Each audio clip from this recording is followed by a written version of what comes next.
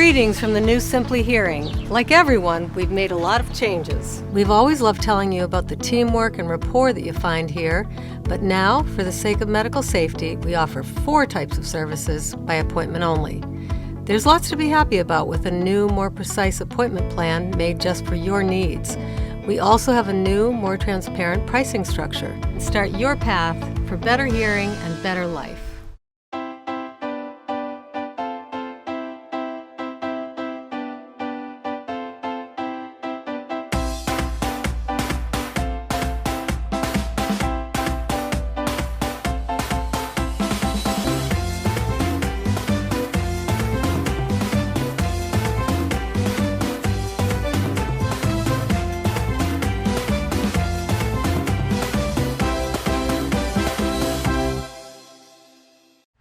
Welcome to the Falmouth Chamber of Commerce. The Falmouth Chamber is dedicated to working on behalf of our members to make Falmouth a better place to live, work, and conduct business. We are committed to developing the economic, cultural, educational, and civic interests of our community and welcome the support from all organizations to achieve our combined goals. Whether you call Falmouth home, are a summer resident, or a visitor, we hope you take advantage of all that the Chamber has to offer. Hi, I'm Bob from Crane Appliance. Since 1983, as a family-owned company, our goal has been simple: to give our neighbors of the Cape and Islands a great shopping experience. Rest easy knowing our professional team will listen to your needs and help you pick out the perfect appliances. We'll take care of everything throughout the sale, delivery, and installation process. And we even have our own in-house service department. Crane Appliance, we call the Cape and Islands home. Carlson Printing for all your printing needs. 508-548-7303 or toll free at 1-800-696-7303. Our email address is carlsonprinting@aol.com. Carlson Printing for all your printing needs.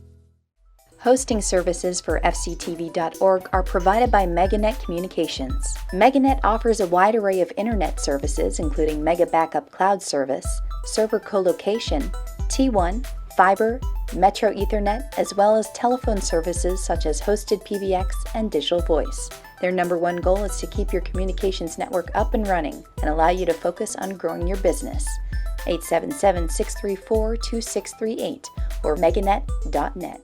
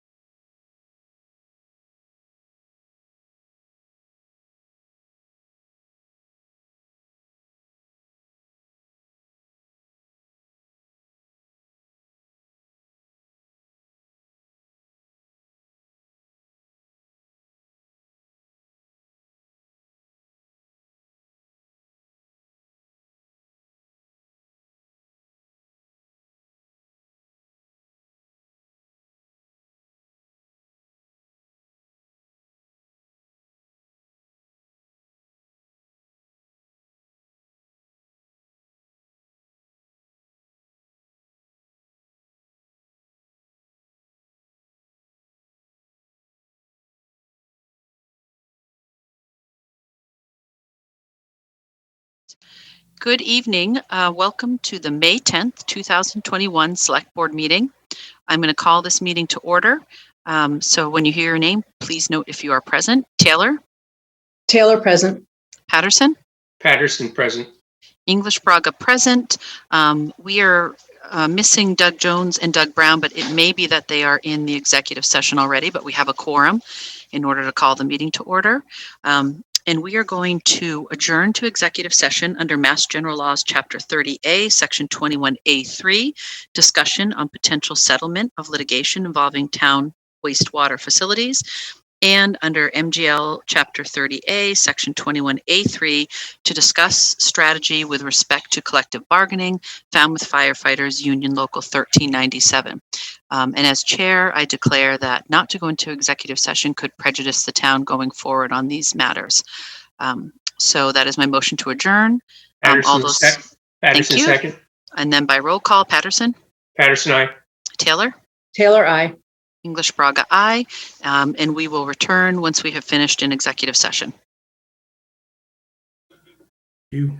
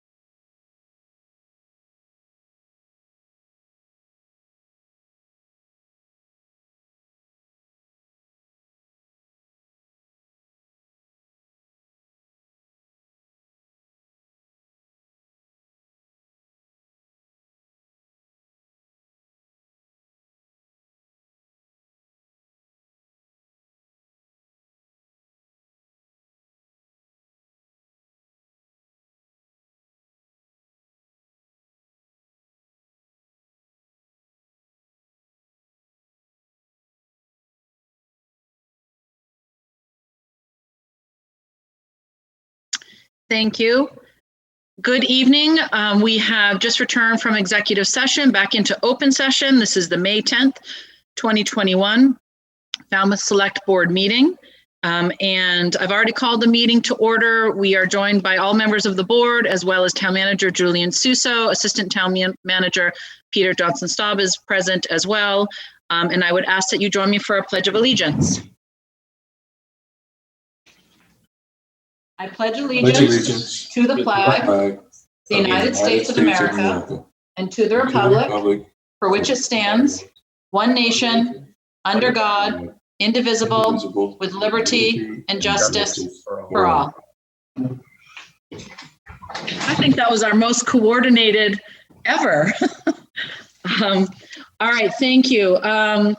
Unless anyone has something significant for recognition,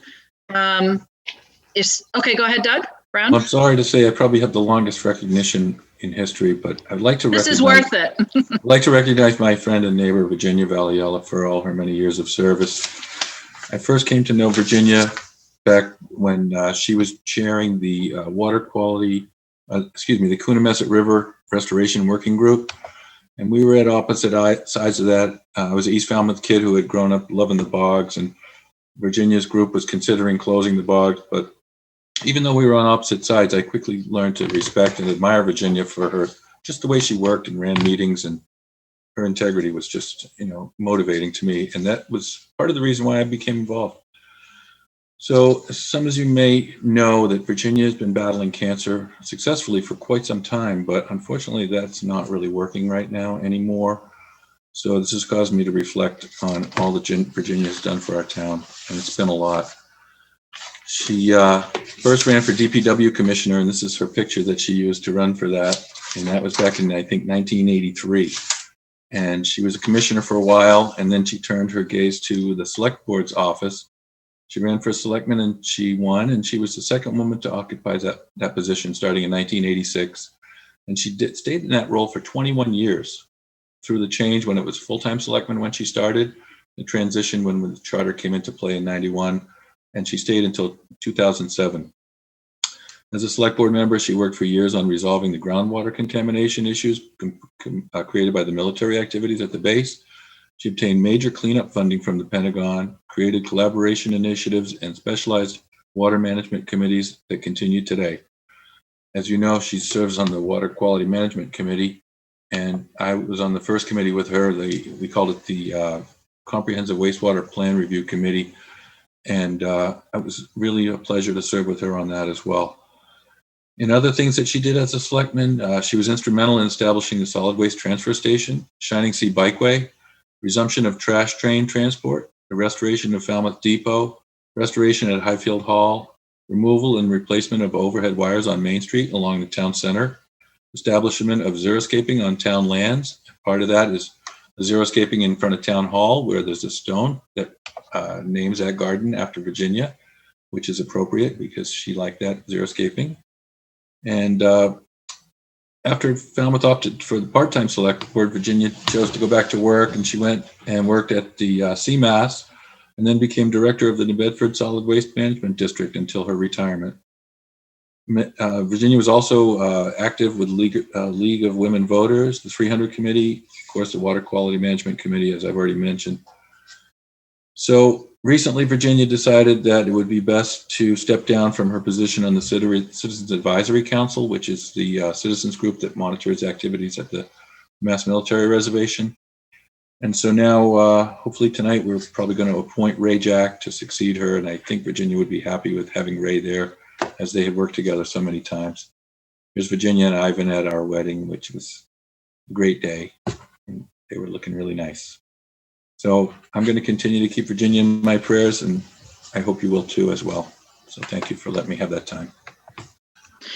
Thank you so much, Doug, and for putting those pictures together, and just to highlight, even for us who know Virginia, to see really it is truly a just a decades-long life and service to this community. And so many of those items that are just kind of pivotal pieces of what make Falmouth so unique and so special and continue to be such a beautiful place, all of our natural resources. And she was just integral to that and has continued doing it right up until, present. And she continues to be a wealth of information and that institutional knowledge. So thank you for putting that together. And, at any time that Virginia feels that she wishes to come back to that position or weigh in on it, we are always, here to get that input from her. And I know that Ray Jack will feel the same. So thank you, Doug. That's a beautiful tribute. And we're just sending our good wishes to Virginia, to Ivan, and to their 3 daughters. So thank you for that.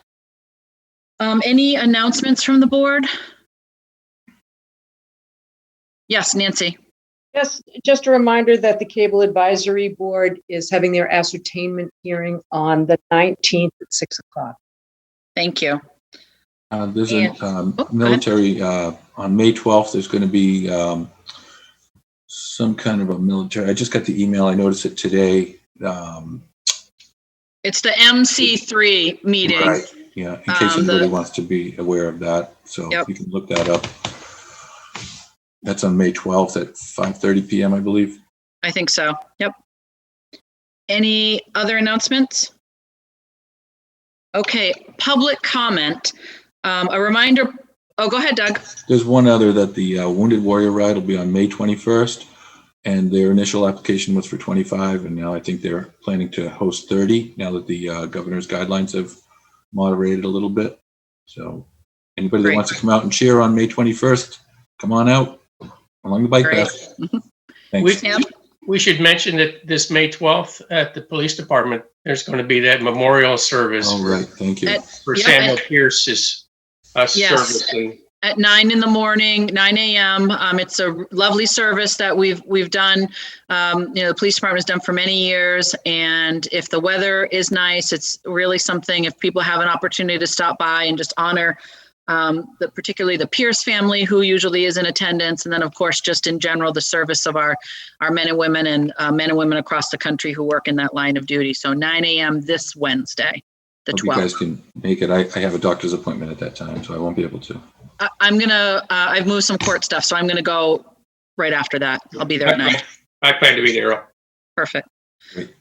So public comment, just a reminder, public comment is an opportunity for folks to speak for up to 2 minutes for an item that is not on our agenda. And I don't think I see, I'll give a moment. If anyone wants to be in the public comment, they can jump into the chat. I believe all the comments we received were in reference to the item on our agenda tonight, so that we will read into the record some of those letters, but that will be during the item on the West Falmouth, on the fire station. Okay. And I do have those printed, Madam Chair, so Great. when we get to that, if you'd like, I can help with the reading. Perfect, thank you.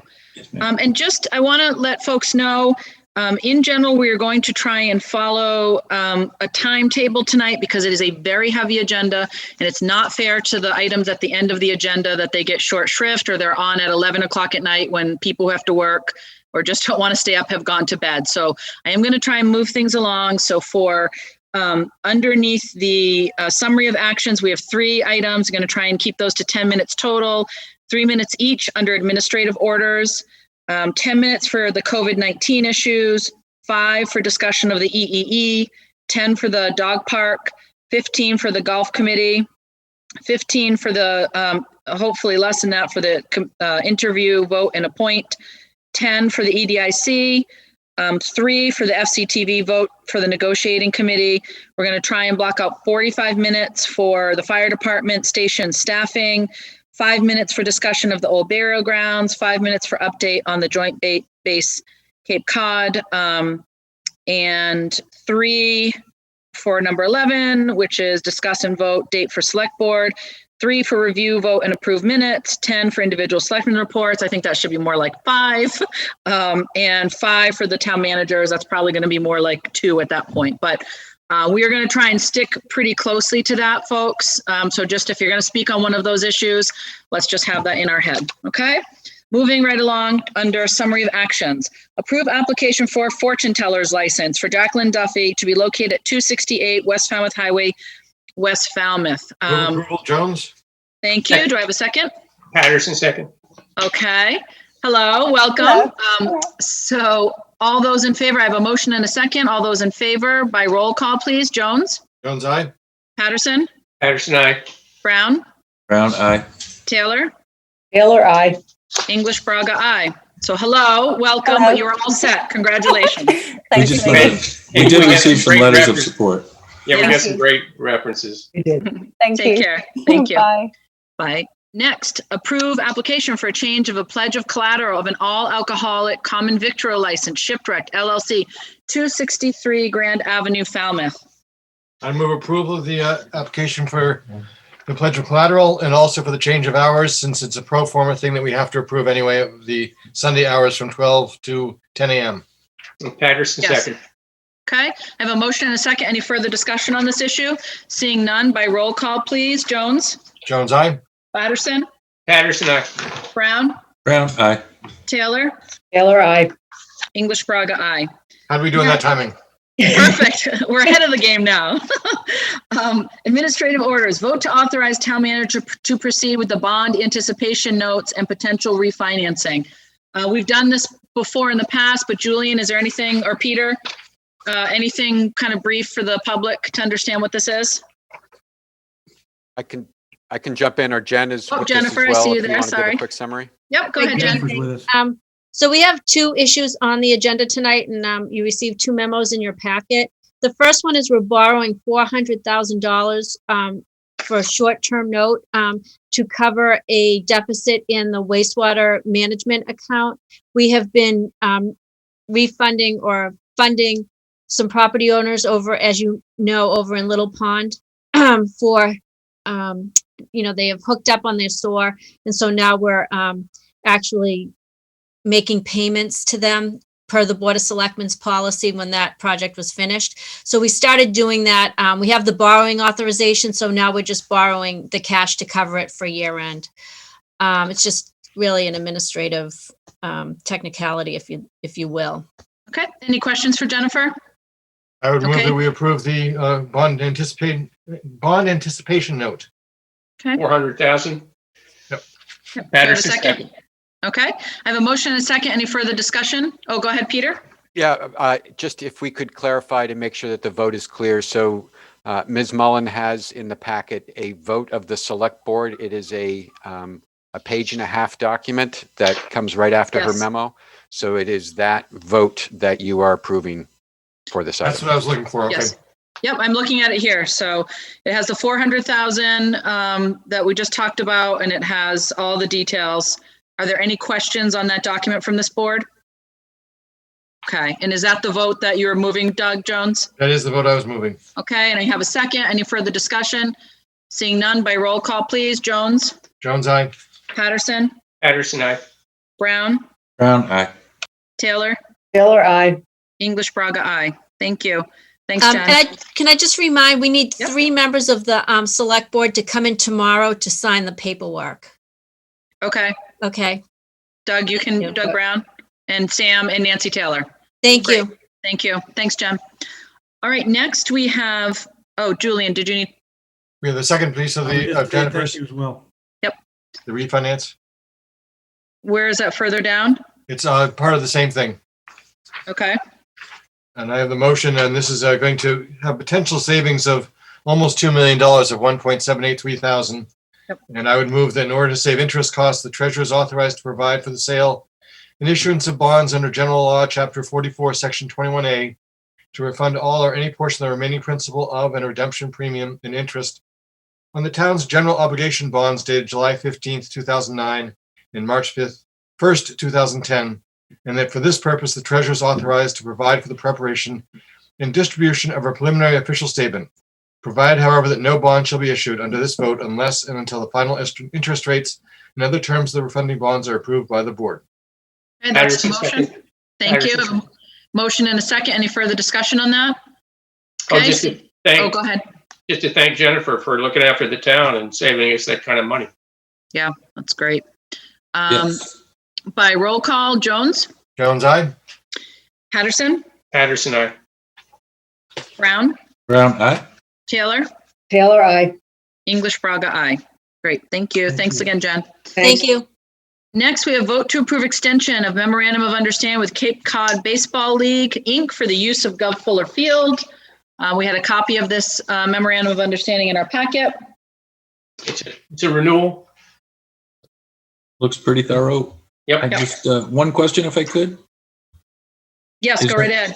I didn't see any kind of mention of the building, the concession stand that they're going to use. That's included, I believe, right?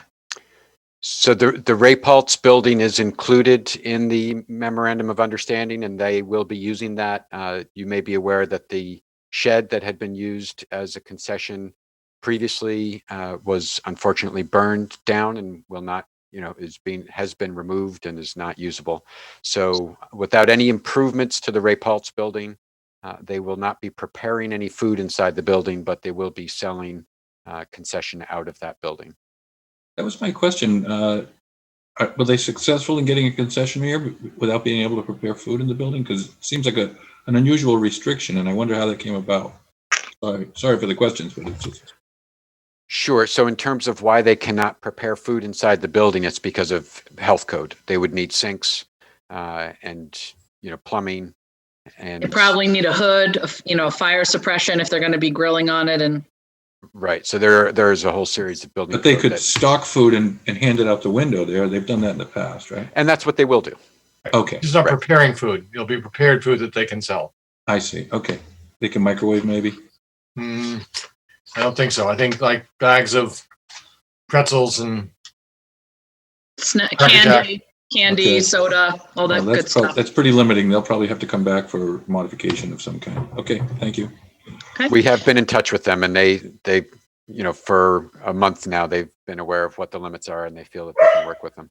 Okay. this is just a 1-year extension because the Paltz building is, and this is not going on beyond that yet, right? Correct. Yep. I would move Okay. approval of the extension of the memorandum of understanding. Patterson, second. I have a motion and a second. Any further discussion? Seeing none, by roll call, Jones, Jones, aye. Patterson, Patterson, aye. Brown, Brown eye. Taylor, Taylor, aye. English Braga, aye. Thank you. Next, vote to authorize submission of an application for a priority river grant application to the Division of Ecological Restoration to develop nature-based solutions in partnership with the town of Mashpee to improve coastal resiliency on Red Brook, and letter of support on the application Red Brook Restoration Project Part 1 Red Brook Road Crossing. Say that 5 times fast. I know. Hi, Betsy. Welcome. I think you just need to unmute yourself.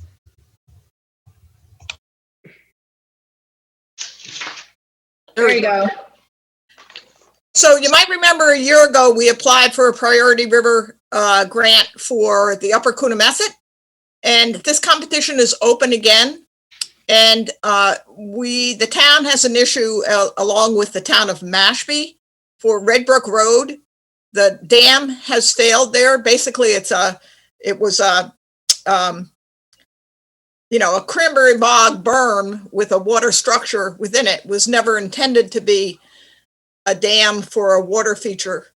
And it's failed several times. It failed last summer. It was able to be plugged up and the water came into the winter, but it's failed again. And so this is a grant that actually we are not applying, the town of Falmouth are not applying for, the town of Mashpee is applying for, but it is to develop alternative engineering plans for coming up with the best way to get the water under Red Brook Road. And there are safety concerns, and it's something the towns have to do.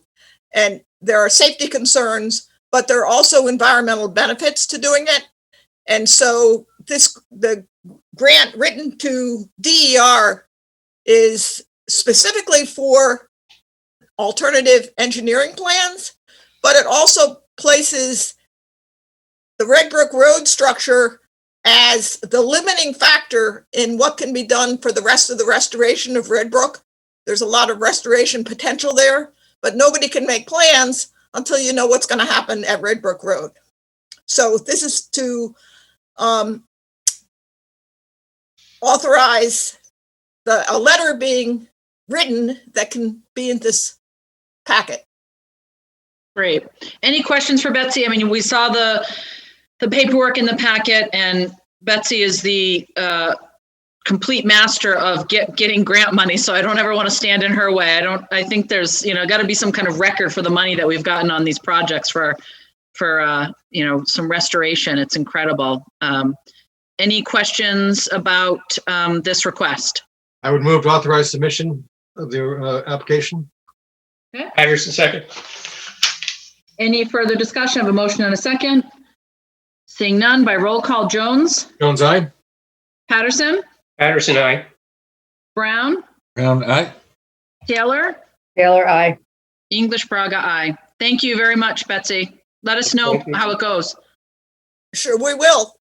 We're going to have to deal with it one way or the other. Let's hope we get some funding to deal with it. Thank you. Excellent. All right, moving on, we have vote to authorize town manager to sign Mill Pond Notice of Intent with Conservation Commission. Madam Chair, as a member still, even though I've recently moved to North Falmouth, I'm still a member of the East Falmouth Village Association. So I'm going to recuse myself from this vote. And I just, Kristen Mathin is here if there's any technical questions. Yep. And this is a vote to authorize Mr. Suso to sign the memorandum, or the notice of intent, excuse me. So I'm going to turn off my video. Okay. So move, Patterson. Yep. Do you have a second? I'll second, but I also don't see any reason why Doug needs to recuse himself. Yeah, I agree. I don't think, Doug, just because you're a member of it, you're not gaining any financial, you're definitely not getting any money out of it. No. And so generally, I think just disclosing that you're part of it is more than enough, but it's usually something where you're going to gain from that connection inappropriately. Okay, then. This is something you do as a volunteer. Or there's a perception of that. Exactly. We've all seen you out on the boat trying to clean up. Anyone who rips up vegetation out of a pond can vote on these things. So Unless he gets paid to do that, but that's the big bucks. So I have a motion and a second. Any further discussion or questions? We've talked about this a bit. Okay, seeing none, by roll call, Jones. Jones, aye. Patterson, Patterson, aye. Taylor, Taylor, I. Brown. Still feel like I should abstain. Okay, well, you don't have to, but English Braga, aye, it still passes. Kristen, thank you for being here, but I think we're familiar with the project and in favor of it, so we appreciate it. Thank you. Thanks for your work too. Yes. All right, next we have approve appointment of Ray Jack as the Falmouth representative to the JBCC Community Advisory Council. This is what Doug Brown had referenced earlier when he was talking about Virginia, and Ray has certainly knowledge of this subject matter, having worked on behalf of the town, around these issues and with some of these stakeholders for many years. Welcome. Good to see you. Hello, everybody. Thank you. Hey, Ray. You look so relaxed.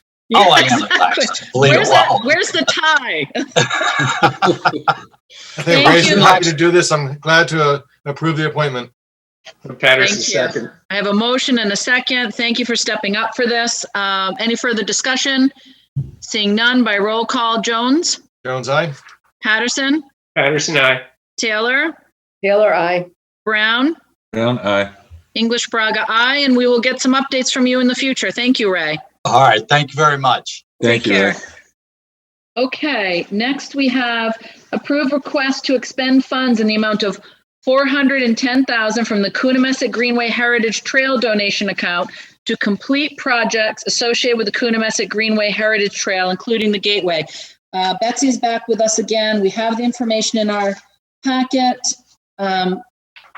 Any questions for Betsy? We just have to get the permission of the board to expend these funds. Just want to comment, it's a pretty exciting project. I've been out there recently and seen the beginnings of the foundation, and for that overlook that's going to be there, it's really nice. Mm-hmm. I remember when you and I stood out there and thought about that. Yeah, looks great. It's a good start. And just a reminder. Oh, sorry. Go ahead, Betsy. Sorry. No, it'll be exciting to have it finished. Yeah. And just a reminder to the public that this is money from the 2 donation accounts. So just so that the public is clear, this isn't new funds that we're committing as a board. This is just being able to allocate those funds in that direction. Okay. Any questions for Betsy? I'd move the request to expend funds in the amount of $410,000 from the Coonamessett Gateway Heritage Trail donation account. Patterson, second. I have a motion and a second. Any further discussion? Seeing none, by roll call, please. Jones? Jones, aye. Patterson? Patterson, aye. Taylor? Taylor, I. Brown? Brown, aye. English Braga, aye. Great. Thank you, Betsy, once again. Thank you all. Thank you. Next, we have authorized project eligibility letter regarding 40B comprehensive permit application for the Scranton Ave Main Street intersection. Application proposes construction of 48 affordable units for individuals 62 plus. And I think Peter is just going to answer any questions. Remember, this is just the initial letter. It is not really required for this project to go forward, but it's, an important piece to really show the support the town is placing in creating affordable housing, particularly for this, vulnerable age group that we know there are significant needs for in town. So go ahead, Peter. That's correct. Thank you, Madam Chair. So this is a letter that's being addressed to the agency that will deem the project eligible to apply for a comprehensive permit. And then they will prepare a full comprehensive permit, which will be reviewed, of course, by the Zoning Board of Appeals. And at that point, there will be formal referrals from each town department. So this is the very first step in the process. It's our opportunity to identify very early in the process, what we like about the project and any suggestions or concerns we may have. And as you can see from the letter that we have drafted, we did have a department development staff review of the project, and it's pretty exciting. It's 48 units of rental housing. They are all affordable. And in fact, they're targeted at a range of 30% of area median income to 60% of area median income. All of them are in the 30 to 60% range. So this is really targeted to some of the most vulnerable individuals in our community over the age of 62. So that's an important feature, obviously, of this, and it makes it really well suited for this particular location directly across the street from the senior center and the police station. Great access to transportation, at least the best transportation the Cape can offer anyway. On the sewer? It is on the sewer, exactly right. So for a community that really needs affordable housing, to have this kind of density in the right place with infrastructure and with the access to transportation. This is a busy intersection. That's one of the concerns raised in the letter. However, it should be noted that based on experience with projects for this age group, there is very little traffic generated by individuals in this age group, in this income range. So again, it's well suited for this site. There is some, before this project was proposed, it was recognized that there's some traffic improvements needed for this intersection. That's something that has been in the town's pipeline and is something that we will likely need to expedite so that this project is not delayed, because those traffic improvements are going to be needed. So that's pretty much it for the overview. There is, I should mention, the staff raised and the planning board mentioned it in a review that they had of this project, that we'd like to see some additional work done with the architecture, with the aesthetics and the appearance and the massing of the building, so that it blends in better with the environment. We've spoken to Linda Clark, the director of the Falmouth Housing Corporation, and she is already speaking with the architect to work toward that end. And finally, I would just note that the Falmouth Housing Corporation has a long and very positive track record with not only building real quality rental housing, but also managing it so that is an asset, and it is doesn't create any issues for the town. 704 Main Street, for those who are not familiar, is an example of Falmouth Housing Corp rental housing. Yeah, I mean, we've just had an unbelievable performance from them, I think, with every project that they brought before us, just in terms of bringing it to completion. And then, as you know, Peter, the key part, which is where a lot of projects fall apart in later years, is with the management. And I think they have a very good track record of management. And so the other piece I would just say is that, we keep talking about, when we talk about affordable housing, that it needs to be near, center of town. Sorry. And this serves that purpose, as you noted. Sam? I might mention that this is an opportunity for a lot of older people who are on limited incomes to downsize and move into a rental unit that is probably better suited to their particular stage of life. And that means their house will get freed up for somebody else who's younger. So this is an opportunity to provide the housing needs for people who are ready to downsize. So I think this is a great opportunity. I agree. And Nancy? I just want to echo what you said, Madam Chair, in that it just seems that Linda Clark seems to be able to produce, get things done, and then manage the buildings really well. I've been very impressed with her work. She's carried on the work Bob Murray was doing very well. Yes. So any further questions? If not, do I have a motion to authorize this letter? So moved. Okay. Give it to Nancy. I'll second it. Okay, I have a motion and a second. Any further discussion? Seeing none. Jones? Jones, aye. Patterson? Patterson, aye. Taylor? Taylor, aye. Brown? Brown, aye. English Braga, aye. Great. Thank you for putting that together, Julian and Peter, and for the summary, Peter. Certainly. Okay, next we have authorized town marine environmental service application for CZM Coastal Resiliency Grant and letter of support. We have this as well in our packet, and this is going to be a grant to study inlet, I'm just looking at the letter, just studying some of these particular issues around coastal resiliency, and just seeing if there's anything in particular.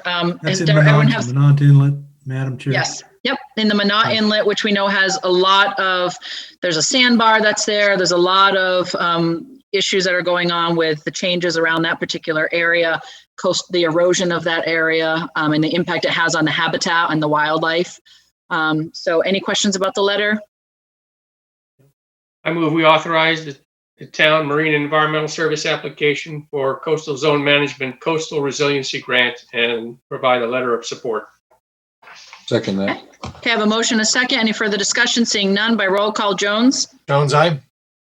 Patterson? Patterson, aye. Taylor? Taylor, aye. Brown? Brown, aye.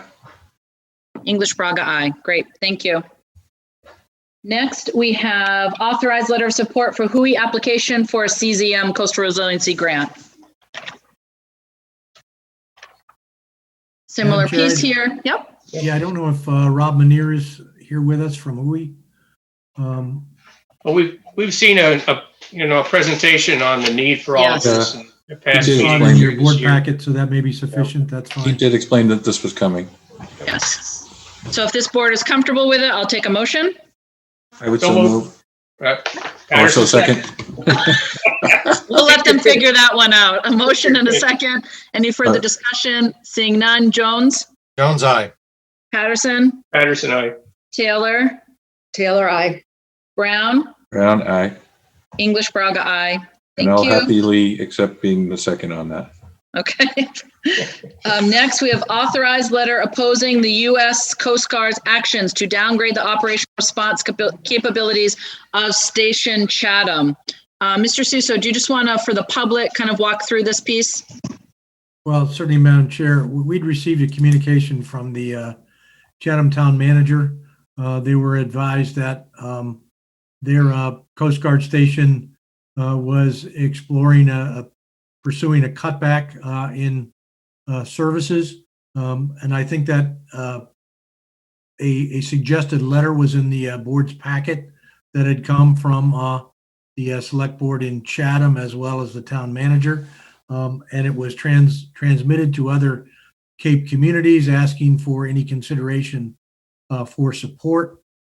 We did contact our Marine and Environmental Services Director, Greg, our harbor master, and Greg expressed a concern that it might put the town of Falmouth between two different Coast Guard stations, not necessarily to the town's advantage, but that question was raised and maybe something that the board would want to consider or discuss prior to taking a position on this.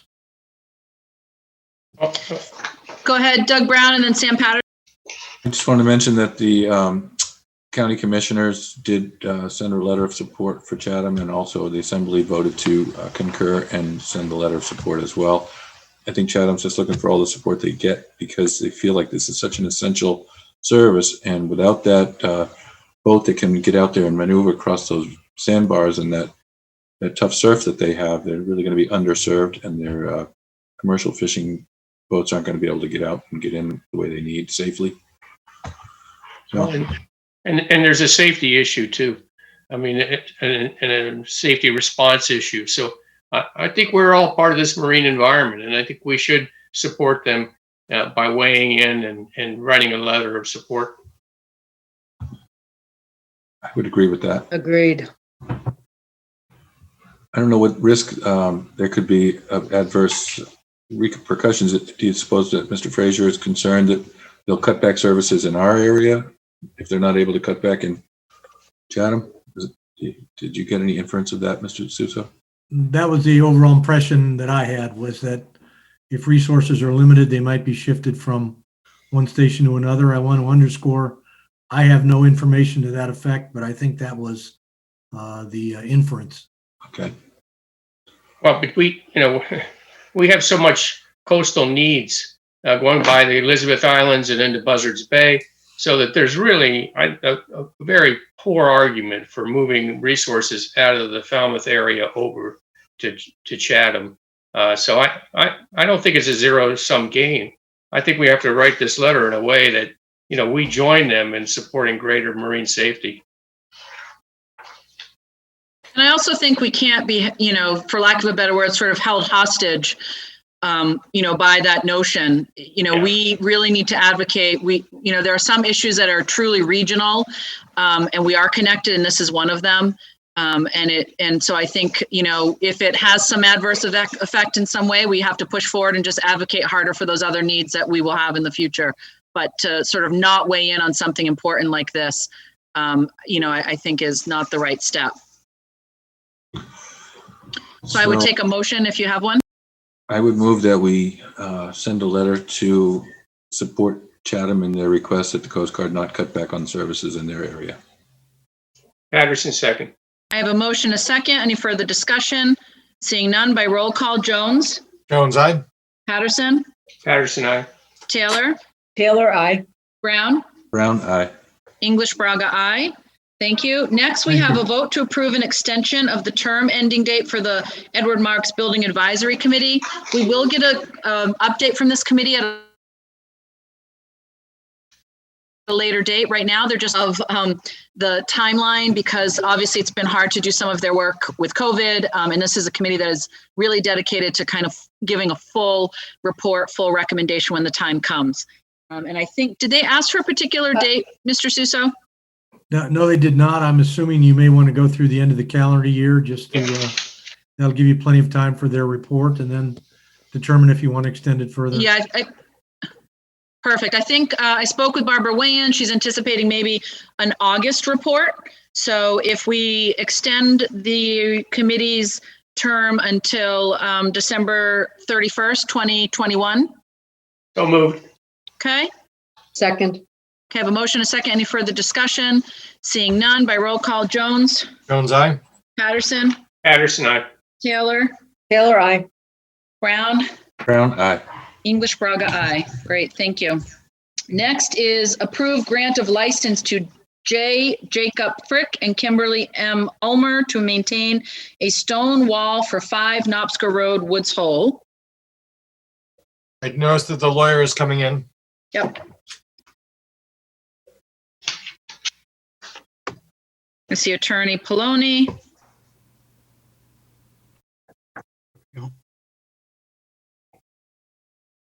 Good evening. How are you? Welcome. Good evening. So we have this information in front of us. Why don't I start by asking the board if they have any questions?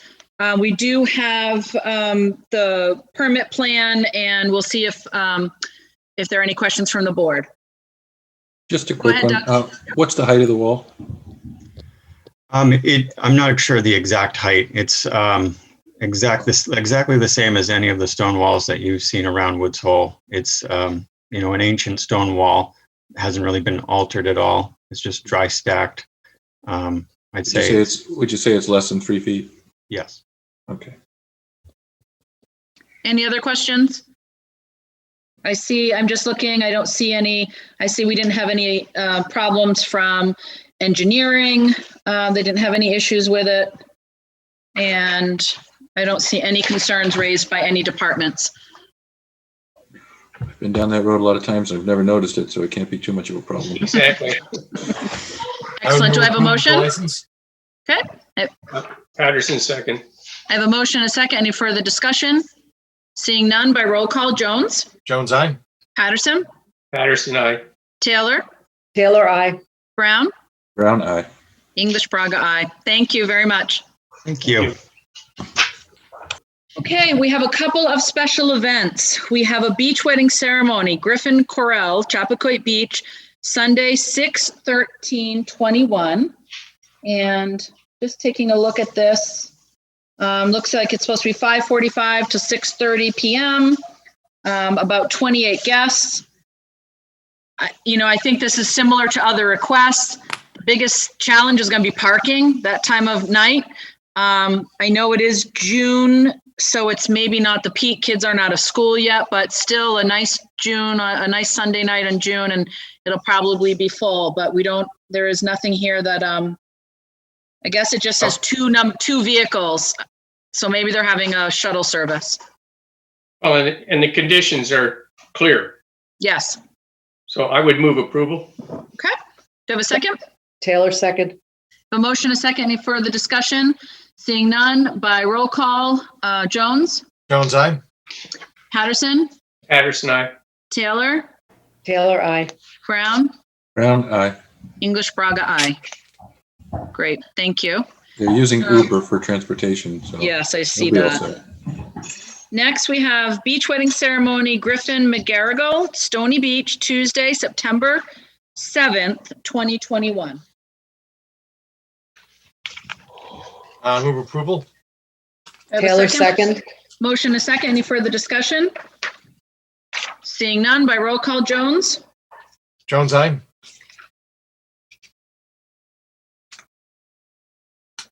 oh, you froze, Sam. Patterson, aye. Thank you. Taylor, Taylor, I. Brown, Brown, aye. English Braga, aye. Thank you. Okay, next we have a discussion of on COVID-19 issues, particularly around special events. So I'm going to welcome in Scott McGann and have him take the. Yep, I'll be quick. The I think I know. I know the routine now. Look at this. I know. All right, so it's very easy right now to get vaccinated. There's actually a lot of openings, so we're going to switch a little bit. And some of the clinics that we're going to have this week are going to be just walk-in. We have one at the fairgrounds from 10 to 3, which could be a registration or walk-in fairgrounds, and then also 3 to 6 on the 12th. So it's Tuesday and Wednesday, and then 3 to 6 help catch people that are might be working. Our website shows it right here, so you can see where you click here to get the community health center. That would be for those clinics. The community health center has been using the fairgrounds. They're seeing the highest amount of doses. You can still register at state and Barnstable County by clicking there. So if you go to our website with the 2 clicks, you can easily get yourself vaccinated. Where we are with vaccinations, 50% fully vaccinated on the Cape, which is a 4% increase. I like to talk about Falmouth. Falmouth right now is 67% first doses, 51% second doses. Okay, that's based on eligibility of 16. Today, Pfizer was approved about 2 hours ago for 12 to 15. So my numbers are that number is based on, actually based on eligible, it's 80% of eligible people using the 16 age group have already been vaccinated at least once in Falmouth. So that's pretty darn good, huh? So you can see the numbers there. It's much higher at the older populations. We still need to do some work at the 20 to 29 and the 30 to 49. And we're working on different ways to do the clinics. Right now, we're not getting a lot of throughput. We're not having a lot of people necessarily. If we're planning to do something with 30 people or 25 people at the fairgrounds, it takes a little bit of time and effort to do that. And when you're only having 250 people show up. So we're starting to get close to saturation at some point. And so we need to work on maybe smaller, more focused type of clinics and think just a little outside the box and how we're going to do it. I like to see a few thousand more people vaccinated. We just need to, it's just not getting a lot of bang for your buck to have the larger clinics. And at some point, we're going to need to sunset them, especially at the fairgrounds, because I hope one day the fairgrounds becomes a fairgrounds again. So any questions on vaccine? Now, I'll move on to our cases. We've had a really good last 5 weeks. You can see where we've had a downward trend down to 13 cases. This week, we're around 7 or 8 cases so far this week. So we're looking good case-wise, vaccinated. We've vaccinated our people and we're doing well, and our cases are showing, and it's showing that way as well. I would be surprised if we're not green this week. We've been sort of in a low yellow phase. I think we're going to be pretty darn close to green this week. The data that they pull from that's a little on the old side, so that's why it takes a little time. Guidance-wise, effective today, places like Gillette and Foxborough, and Fenway could go to 12 to 25%. A lot of your amusement parks, theme parks, outdoor water parks are at 50%. You're allowed to do road races as long as you have staggered events and submit a safety plan to your local board of health. I've already talked to the road races, already emailed me some to talk about that. Youth and amateur sports are allowed to go at high risk, and you can now do some singing. Effective the 29th, the indoor gatherings go to 200 and 250 outdoor. Street festivals, parades, agricultural festivals are currently at 50%. Beer breweries and wineries are allowed. Rules with seated service and so forth. So on August 1st, the hope is that we've increased to 100% for all industries of capacity. There still may be some social distancing and so forth on that, but right now the guidance is slowly being lifted, and that's a good thing because it's all based on whether the metrics and the case numbers continue to decline. So I will stop sharing and open it up to you guys if you have any questions. Thank you. Nancy and then Doug Jones. Scott, okay. Yeah. So you have been talking to the road race. They've reached out. Yeah, we'll start getting some. They're going to have to come up with a plan.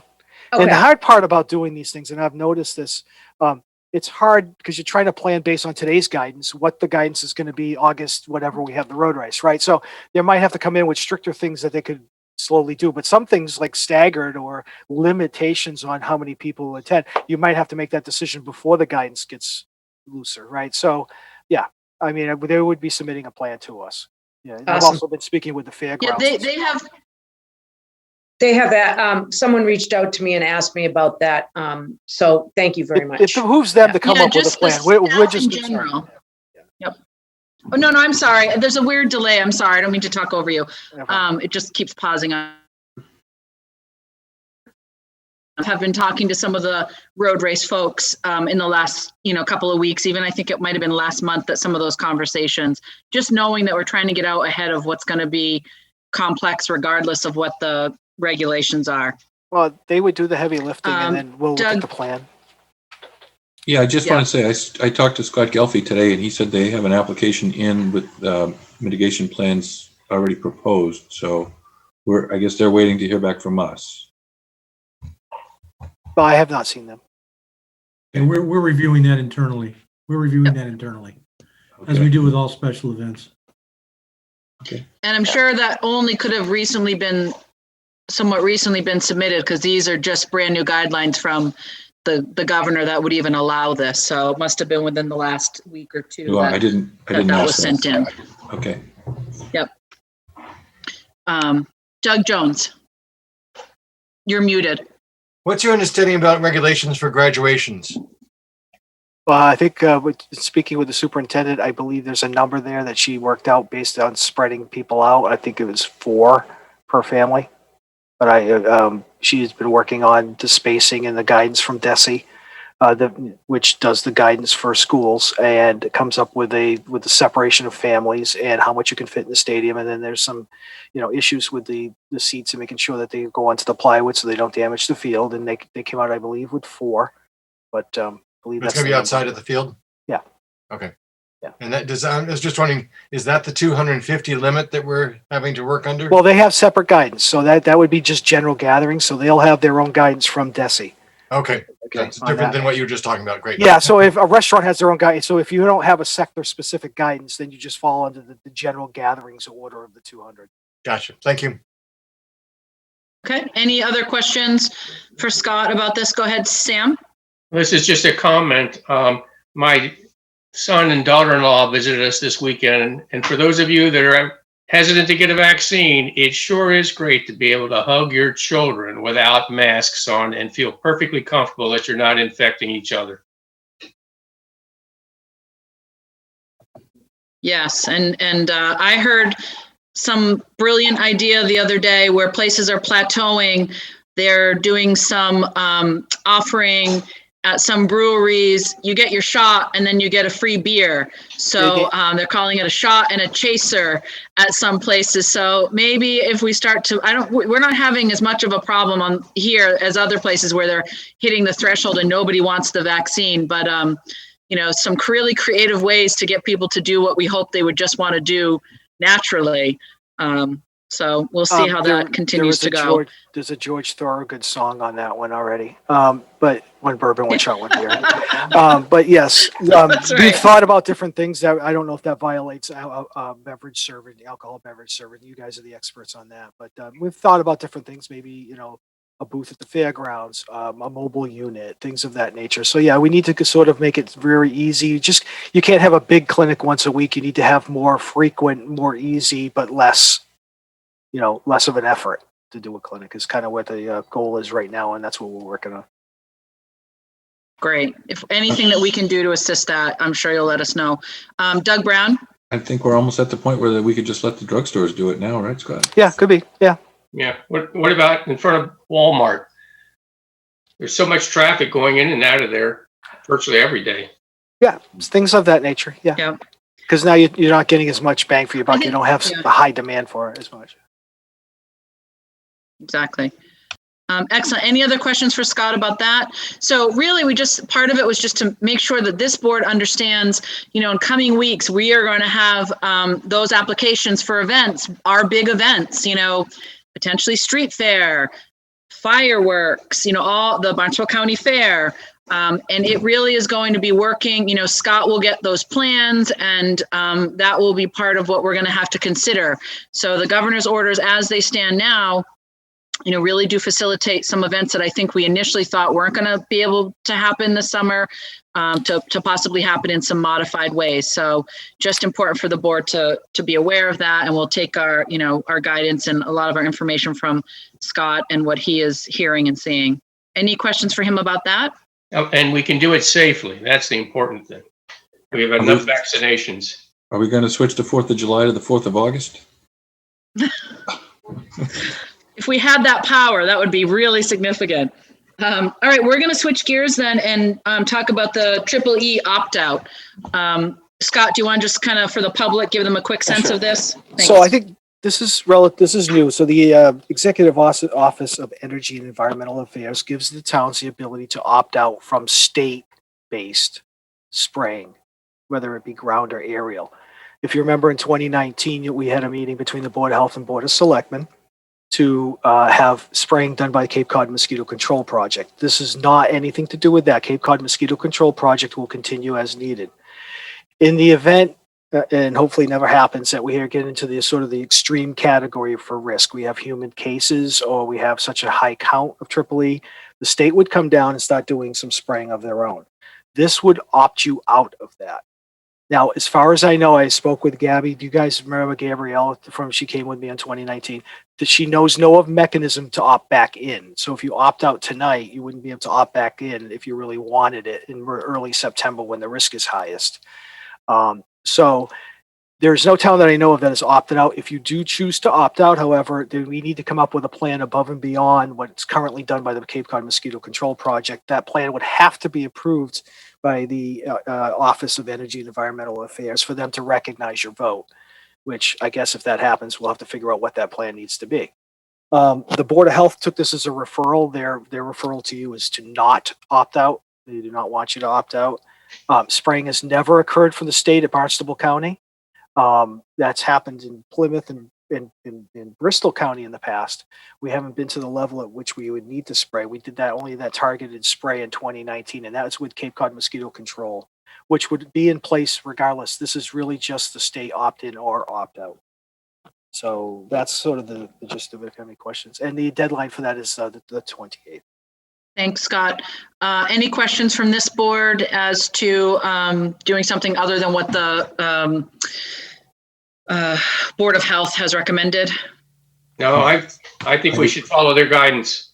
That's what I move that. Okay, I have that motion. Okay, so the motion is to not opt out. I have a motion, a second. Any further discussion? I just want to check. Okay, I was just checking the chat to see if anything pertained to this, but it doesn't. Seeing no further discussion by roll call. Jones, aye. Please, Jones. Jones, aye. Patterson. Aye. Taylor. Taylor, aye. Brown. Brown, aye. English, Braga, aye. Great. Thank you. Thanks, Scott. We appreciate it. Thank you, Scott. Okay, next, we are going to have a report about the Falmouth Dog Park, which has hit a 10-year milestone, which is unbelievable that much time has gone by. So I see Barbara Schneider's coming on. Welcome. Thank you for having me. Yes, welcome. And thank you for our very creative gift bags for the public. We received really wonderful hats that have the 10-year anniversary, and it was a lovely gift bag inside a doggy poop bag. Yep, So it was thoughtful and practical for us dog owners, because you should always have a bag like that on your person. So thank you so much. Go ahead, Barbara. Good. Well, I thought that I know you're on a limited time. I will try to keep this brief. I'm going to, if you don't mind, I'm going to share. I'm going to remember everything Tom Cox taught me here. He's going to be very proud of me. And I'm going to have a slideshow that I can go through quickly and hopefully here. Oh, come on. Here we go. Start from the beginning. There we go. All right.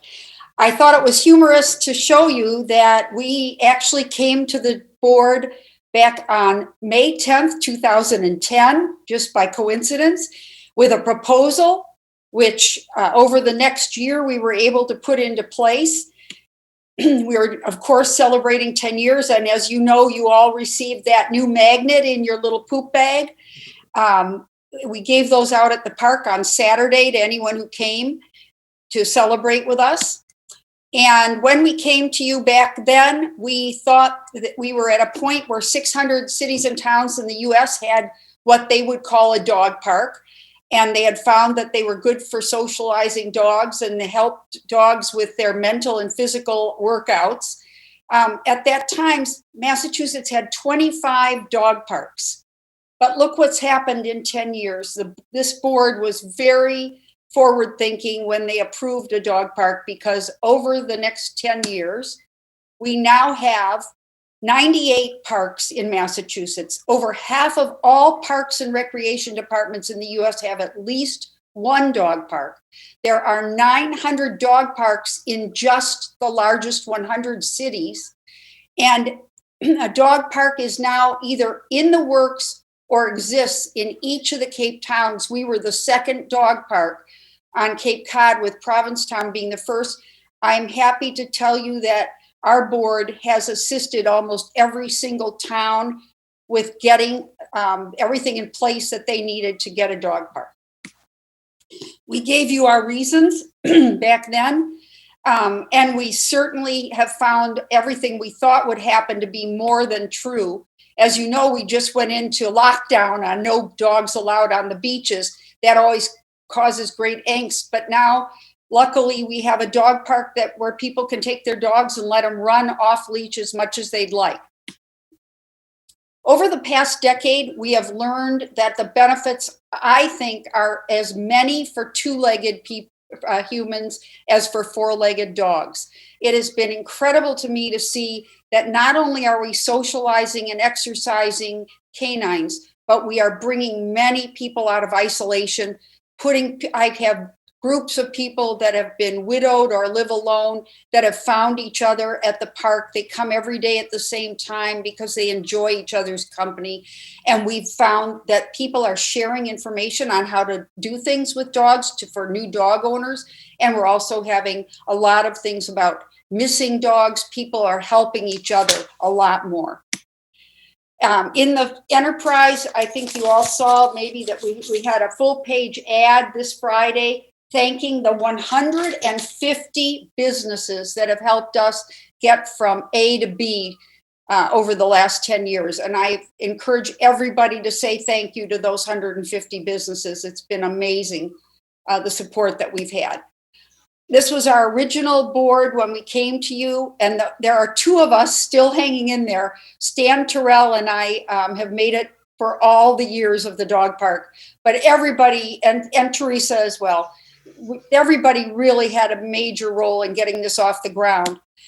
Today, we also have an extremely diverse board, and we also have included one of our animal control officers, one of our police officers who's been with us really since the beginning, volunteered to be part of it and has been such a help. And we have 18 people right now that volunteer every month to steward the park almost every day of the month. This was the diagram of that property. We had no idea that 257 Brick Hill Road would be the center of the universe for dogs. It is so perfect a location, I can't even tell you. We took that very overgrown lot and we created a wonderful 3-surface place with a lot of benches and bubblers and great places to play. This is what we brought you in 2010 as a drawing, and this is what it is now become. And I thought you'd like that drone shot so you can see what we have there. And thank you to Brian Switzer for that. These are the improvements that we've made over the last 10 years. It has been a real constant work in progress. We have done some major things like adding solar lighting, We've added a third area for acclimation and timeout.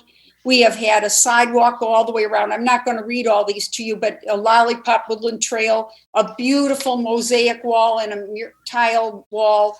And I would encourage you all to take a look. We've even established a scholarship where we award a scholarship to somebody from the high school who has done something special to help animals over that person's high school career. And at this time, I'd like to just end by having you see a quick video that we put together with the help of FCTV and our Endicott College intern, who is now our newest board member, Kylie Breen. And I hope you enjoy the video, and I'll take questions at the end.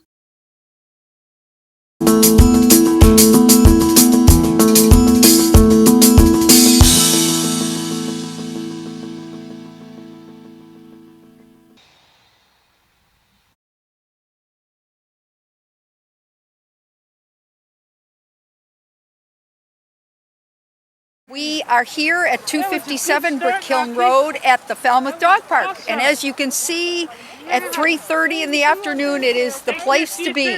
This park has been here as of May 1st, 10 full years. Hard to believe.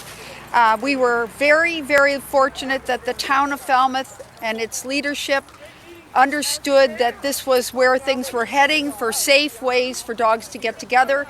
And they approved this way back before there were all these dog parks all over the Cape. We were the second dog park on Cape Cod. Provincetown was the first.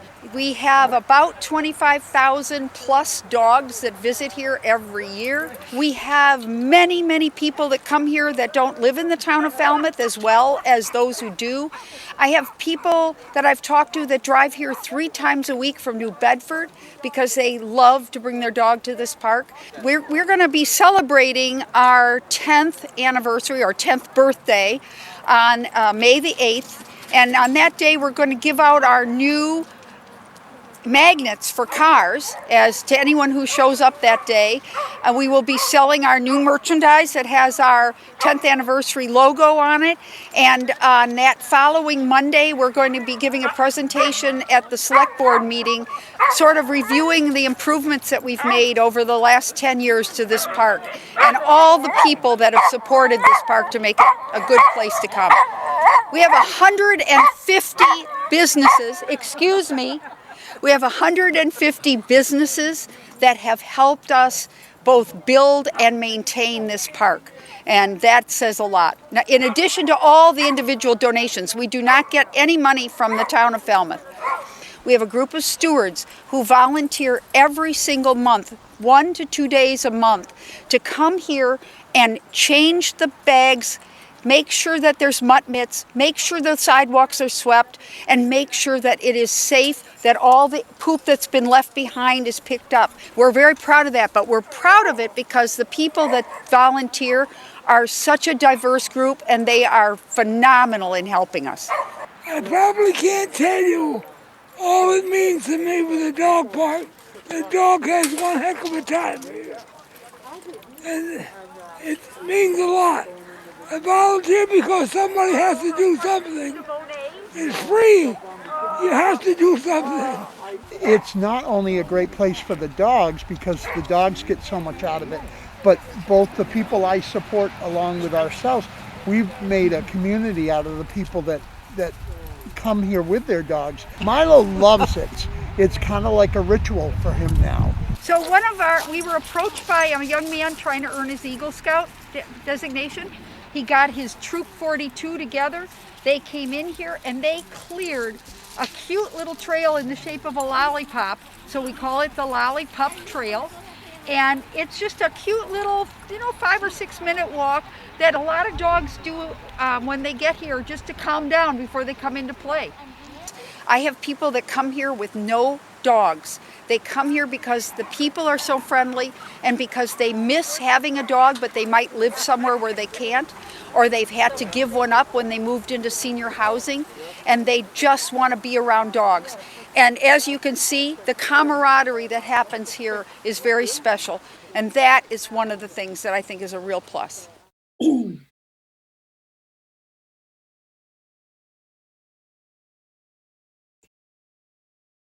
So That's just great. Thank you, Barbara. Good. Well, if there are any questions about the dog park, I would be happy to entertain them, or if not, we'll talk to you in another 10 years. Any questions for Barbara? No, but thanks for doing that. I have to admit, I haven't taken my dog there. I'm going to have to get down there and have some fun. All day Saturday and all day Sunday, and from 3:30 to 5 o'clock. It is a great time, I can tell you. Okay. So try it out. All And right, there's thanks. lots of young people that have found each other there. I had no idea we had so many young people in town, but we do. Puppy love, huh? Matchmaking services as well. So friendship and otherwise. Thank you.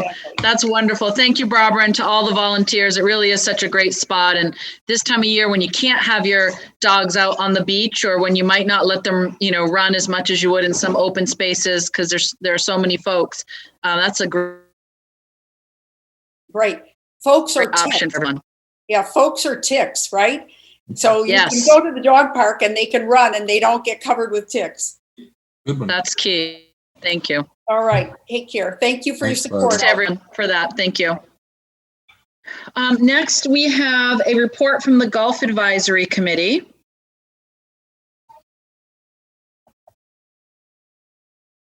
And I see Carrie Murphy coming on.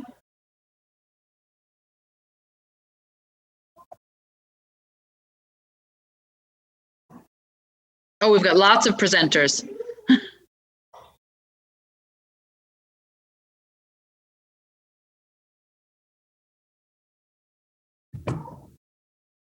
Welcome, everyone. Thank you. Thank you. And is one person going to do, or you guys, I'll let it, you guys just roll however you're going to do your report, and then we'll take questions at the end. Okay, Madam Chairman, I think Carrie's going to go first, and then myself and Steve and Matt will follow up.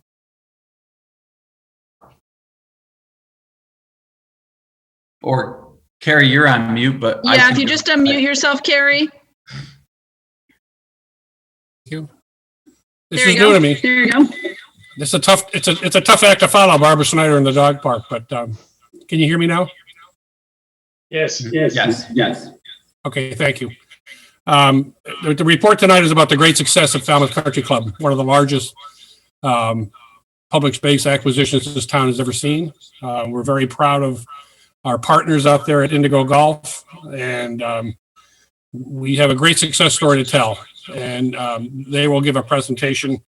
I believe the board has the minutes from the last meeting, and I think the Golf Advisory Committee makeup is there. All members, some of the members are on this chat tonight with the board.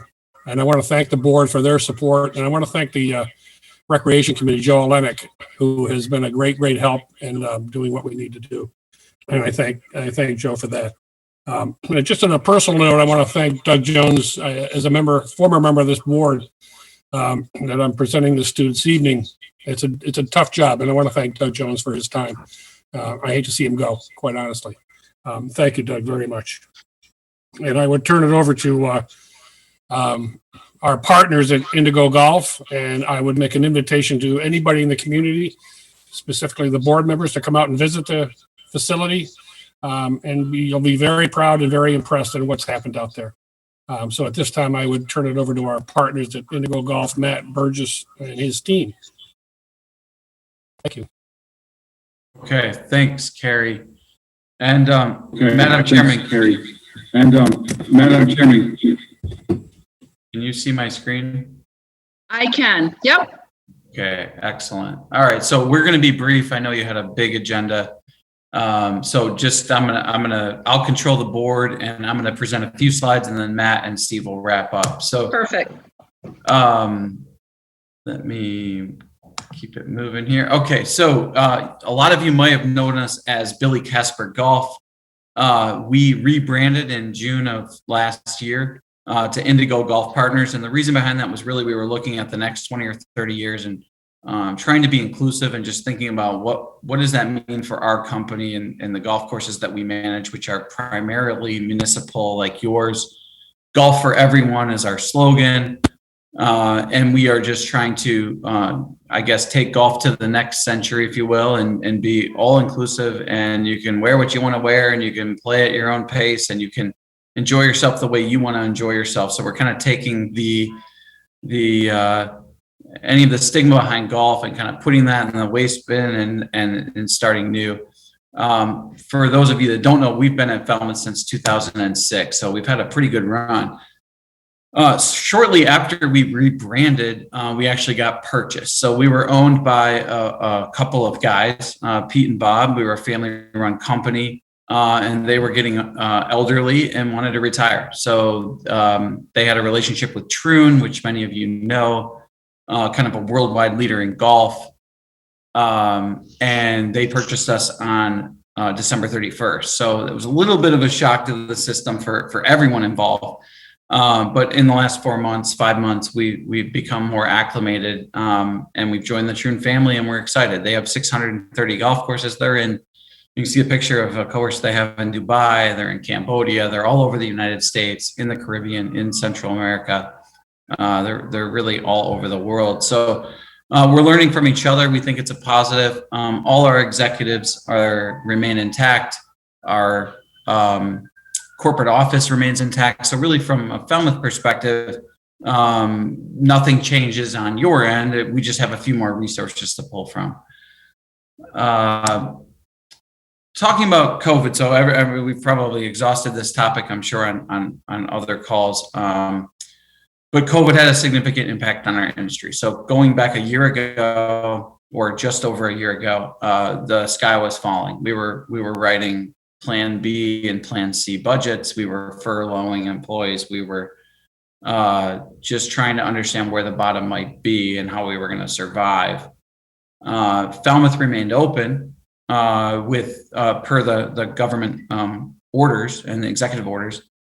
And we were doing everything we could to make it safe. We already had the technology to take prepaid golfers and sanitize and create distancing. And interestingly, you're on an over 200-acre property out there, and we only put about 200 people on a golf course at one time. So if you think about it that way, you kind of have a person per acre. Now, it doesn't really work that way, but it is a very naturally socially distanced activity.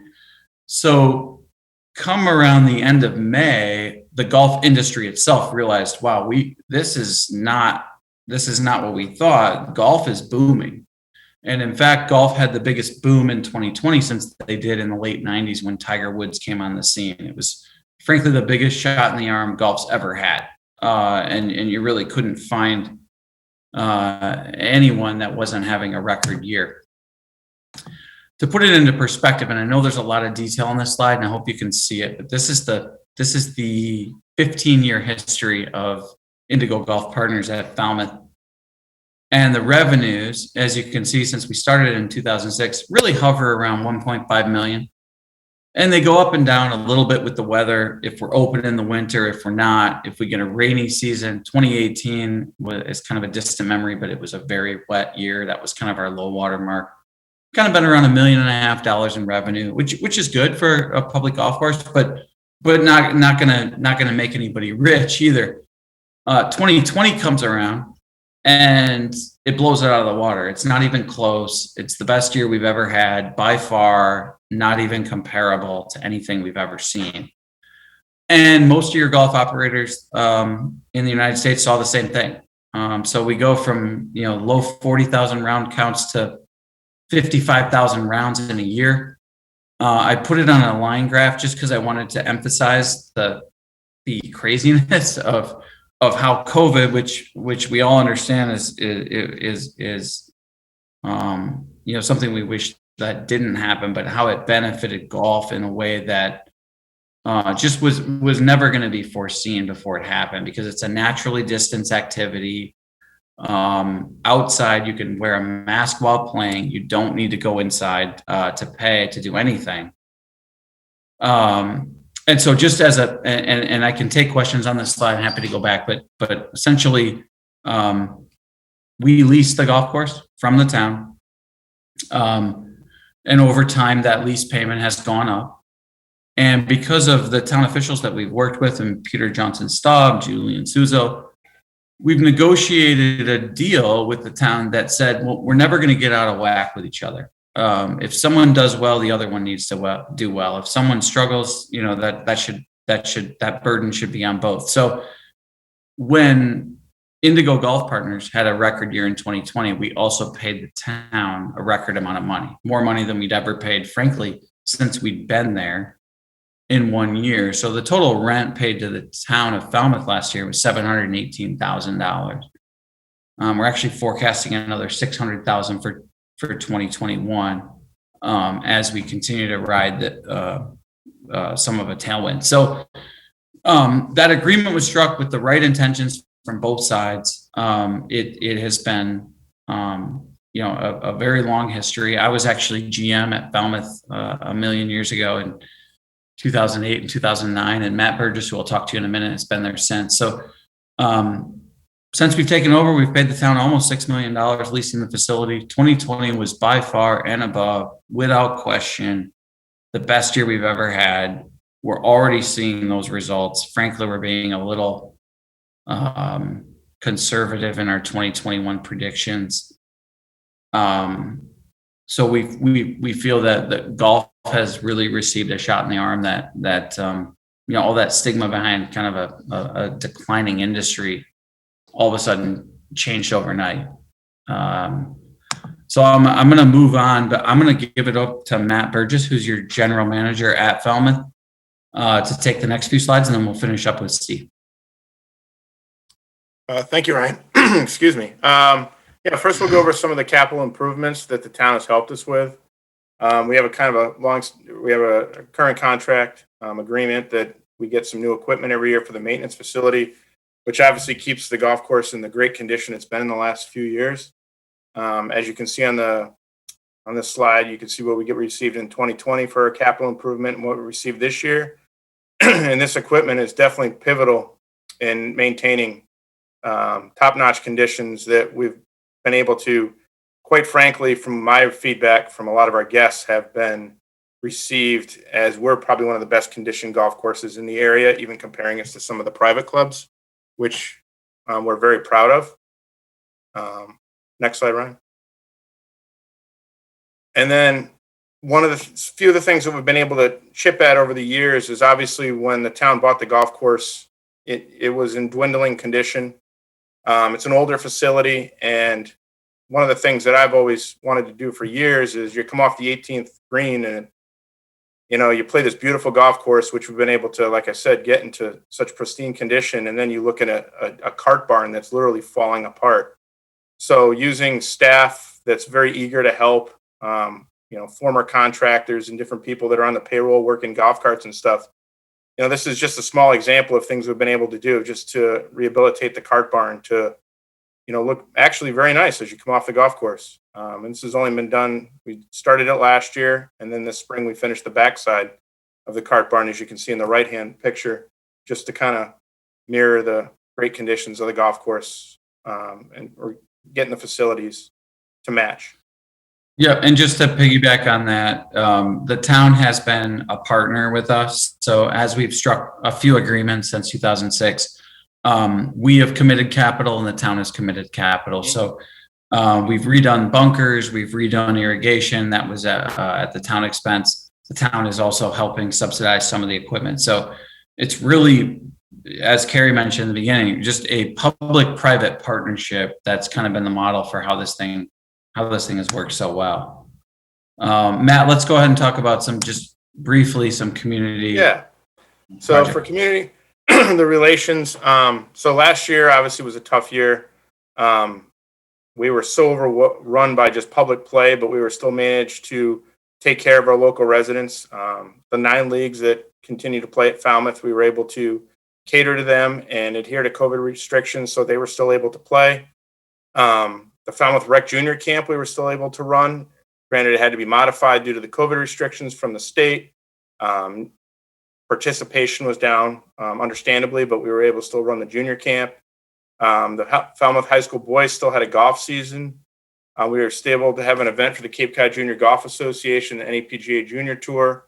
and even a few outings. We weren't able to do shotgun tournaments, but some of our bigger events, some of our big local charity events, we're able to modify their event and do tea time events so that, they weren't able to have the big meal under the tent when they were done and raise money, but they were able to still get their event off and raise a lot of money for charity.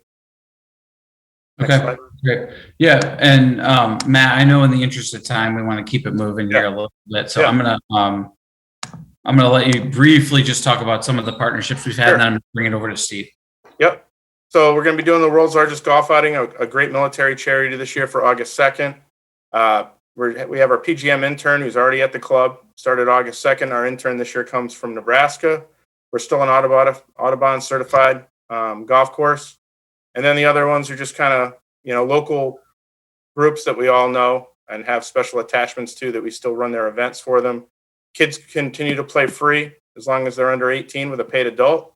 PGA Junior League has brought a lot of kids to the game. And then, again, we're running the junior golf for the rec. We do a lot for junior golf because we know they're the next, they're the next golfers out there for the future. Thanks, Matt. And I think as I know in the interest of time, we're happy to come back when the agenda isn't so robust for you guys, but obviously Falmouth and Mashpee residents receive a discount. We've continued that year after year. We're working to try to understand, the significant increase in play that we've received from out of town guests, where we can have a more a rate that's kind of consistent with other public golf courses in the area, with also understanding that town residents own the golf course and have funded the golf course. So we continue to kind of have that spread between golfers from local and out of town. Lastly, I'm going to introduce Steve Howard. He's our director of marketing, and he has just a couple of things to touch on, and then we'll wrap up. Hi, thanks, Ryan. Good evening, everyone. So what I'm showing here is customer satisfaction, also known as the Net Promoter Score, NPS, as well as your online reviews for Falmouth. And how you quickly measure NPS is asking that question of how likely are you to recommend to a colleague or friend. And we survey our guests as they come through. 9 and 10s on a score on a scale is our promoters. 7 and 8 are passives. They can go either way. And then the detractors are 0 through 6. And the math behind it is you take your percentage of promoters and your percentage of detractors, and it nets out an overall score. In 2020, given all of the financial success, and I think it's a true testament to our guests feeling comfortable, and enjoying themselves, a lot to do with Matt and his staff, making sure people felt safe. The score for 2020 was 54%, and that's fantastic. What I'm showing here is just an April snapshot that the momentum's continuing in terms of overall satisfaction that people have with the course. So for the month of April, you finished at 71%, which is just extremely, it's awesome. It's outstanding. And for the year, we're tracking at 67%, which is higher than that 54 I mentioned a second ago. And what I did include, I think we did send this out, so the PDF is available for everybody if they wanted to go in and look, but I did take some of the public comments. I think it's important for us to read. As you can see, just jumping around due to COVID restriction, the off-course amenities were not available, but the staff was extremely friendly. And these are all recent reviews. So again, a testament to how things are run or being run at the course, and keeping the public safety in mind is definitely first and foremost. And what I included here, Falmouth Golf actually has their own app. So what I track and what Matt and I work on every month is getting some offers up there. So so far this year, what we're showing is the month of April, you generated close to $4,000 through the app. And for the year, you're at $6,600 so far for the app.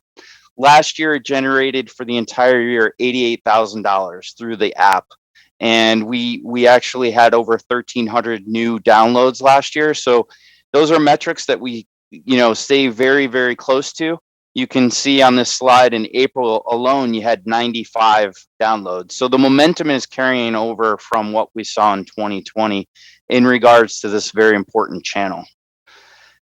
And if we move on, this is our social channel. So we're constantly monitoring our activity as well as our engagement, because that's critical. We use social media to communicate events, what's happening at the course. Matt's really creative with sending some pictures out there and enticing people to come and book. But this is how we track it. So, we're looking at just for the month of April. But I will say again, in 2020, we had a 31% growth in our Facebook followers, which gives me the opportunity in 2020 to target and market to 31% more new followers. So as a marketer, that's really good. And we're continuing to see April, we had 23 new fans on Facebook and 17 on Instagram. So those are all the metrics that we work really closely with Matt at the course level to make sure that we're continuing. And this is your web revenue, right? So we have brand new website. Ryan inadvertently clicked forward, but that actually worked out because we wanted to keep up with the times. We did a redesign. And I'll say from a revenue perspective in 2020, over $415,000 was generated in revenue based off of our website. And that includes the booking engine, obviously, and the ability to prepay, which was important. You compare that to $152,000 in total for 2019, you can do the math and see the tremendous growth there. And I'm just giving you a quick snapshot. And so far this year, January through April, we've generated $14,000 in revenue compared to this time last year, understanding the restrictions and COVID and such. Just over $6,900. So we're heading in the right direction. And I thought it was important just to run through some of these high level metrics and share them with the committee or with the board. So that's all I had. Okay, thanks, Steve. And that wraps up our presentation. I mean, again, the message is golf is on fire. You would hear that from any operator, but we're taking full advantage. And really what we're looking at in 2021 is how do we keep some of that momentum and some of those off the clubs that are in the back of the garage. And that's all we do. So that's all we think about. And, appreciate Carrie Murphy and the golf committee as well. And if there's any questions, we're happy to answer. Otherwise, we will let you get to it. Thank you, gentlemen. That's really wonderful. It's, just one of those bright spots in the last year, both, just in terms of the finances, but also I think, it's gotten some new devotees, when there wasn't a lot of other things to do. And, hopefully some young folks and some folks who were able to spend time with their family and friends and try something new or kind of, reintroduce themselves to something that they enjoy that's outside and physical. And as you note, really safe in terms of activities compared to some of the other things that people were, unable to do during COVID. So thank you so much. Are there any questions? I can't see the whole board. Oh, there we go. So are there any questions from the select board for this group? No, thank you all so very much. And we have our fingers crossed that it will continue to be a good year coming forward. Carrie, were you putting your finger up to say something? You're just still muted, so you have to unmute.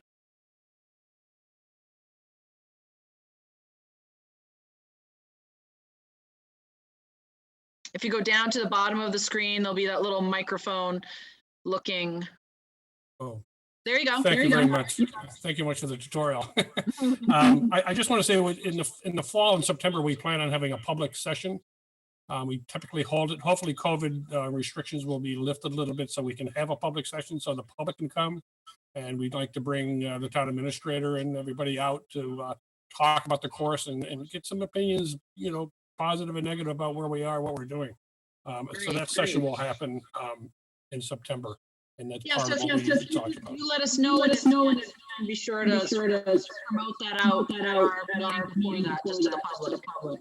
All right, but we're very proud of the professionalism that Indigo Golf Partners have brought to us, and the town has to be very, very proud of the where this has gone. And who knew 16 years ago when we bought this would be such a success story. But thank you. And thank you for the board and thank you for the administration for their time and their efforts. It's appreciated. Thank you so much. Excellent presentation. Thank you. Okay, next we have interview, vote, and appoint committee members. So we have a couple of appointments to make for Historical Commission. We have 2 applicants, Tamsin George and Johanna Reed, and we have 2 spots available. One is, I'm just going back to this piece here. Let me just get to it. We have a one-time full position for which we are looking for an architect, I think, in general, and that term ends 6/30/2021, and one alternate position for a term that ends 6/30/2021. So welcome, Ms. Reed. And I see, okay, I see Tamsin is coming.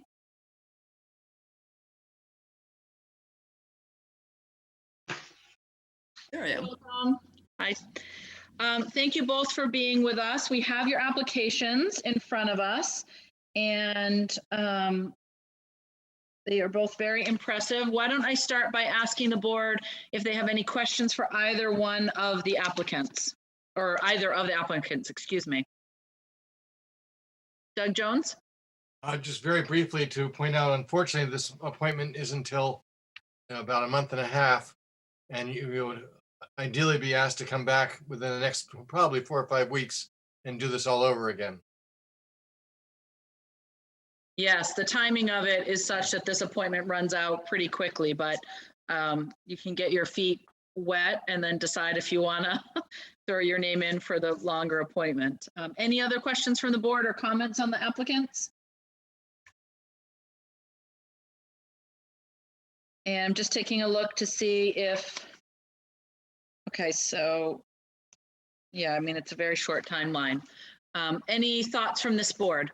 Well, I'm thrilled that we have Johanna applying, since we do really want to have an architect on the Historical Commission.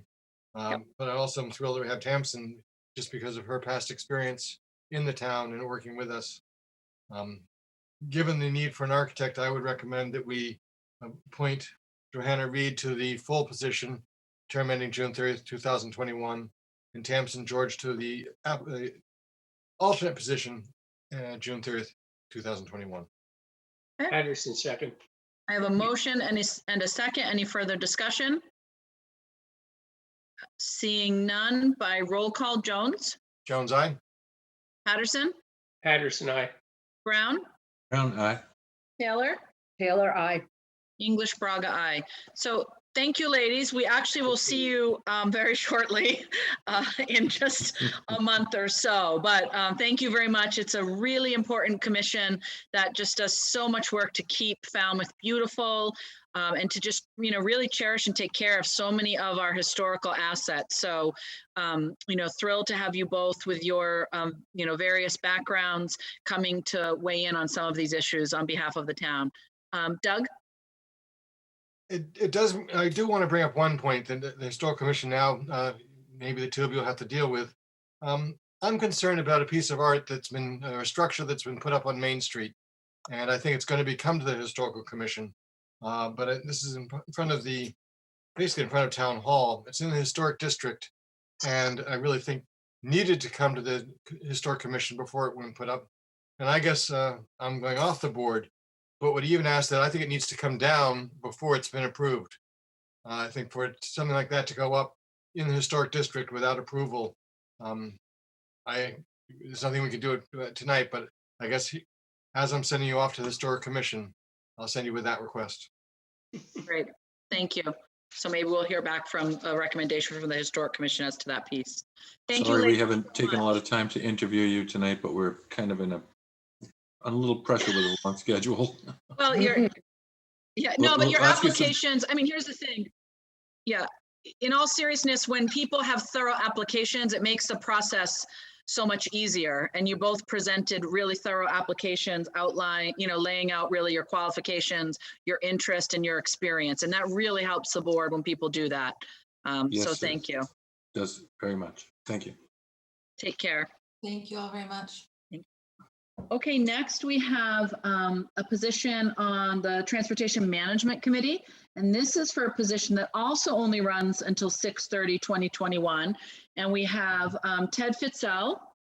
And I'm just looking, I do see Ted. I'm assuming that that's Ted. I do see him as an, oh, here he comes.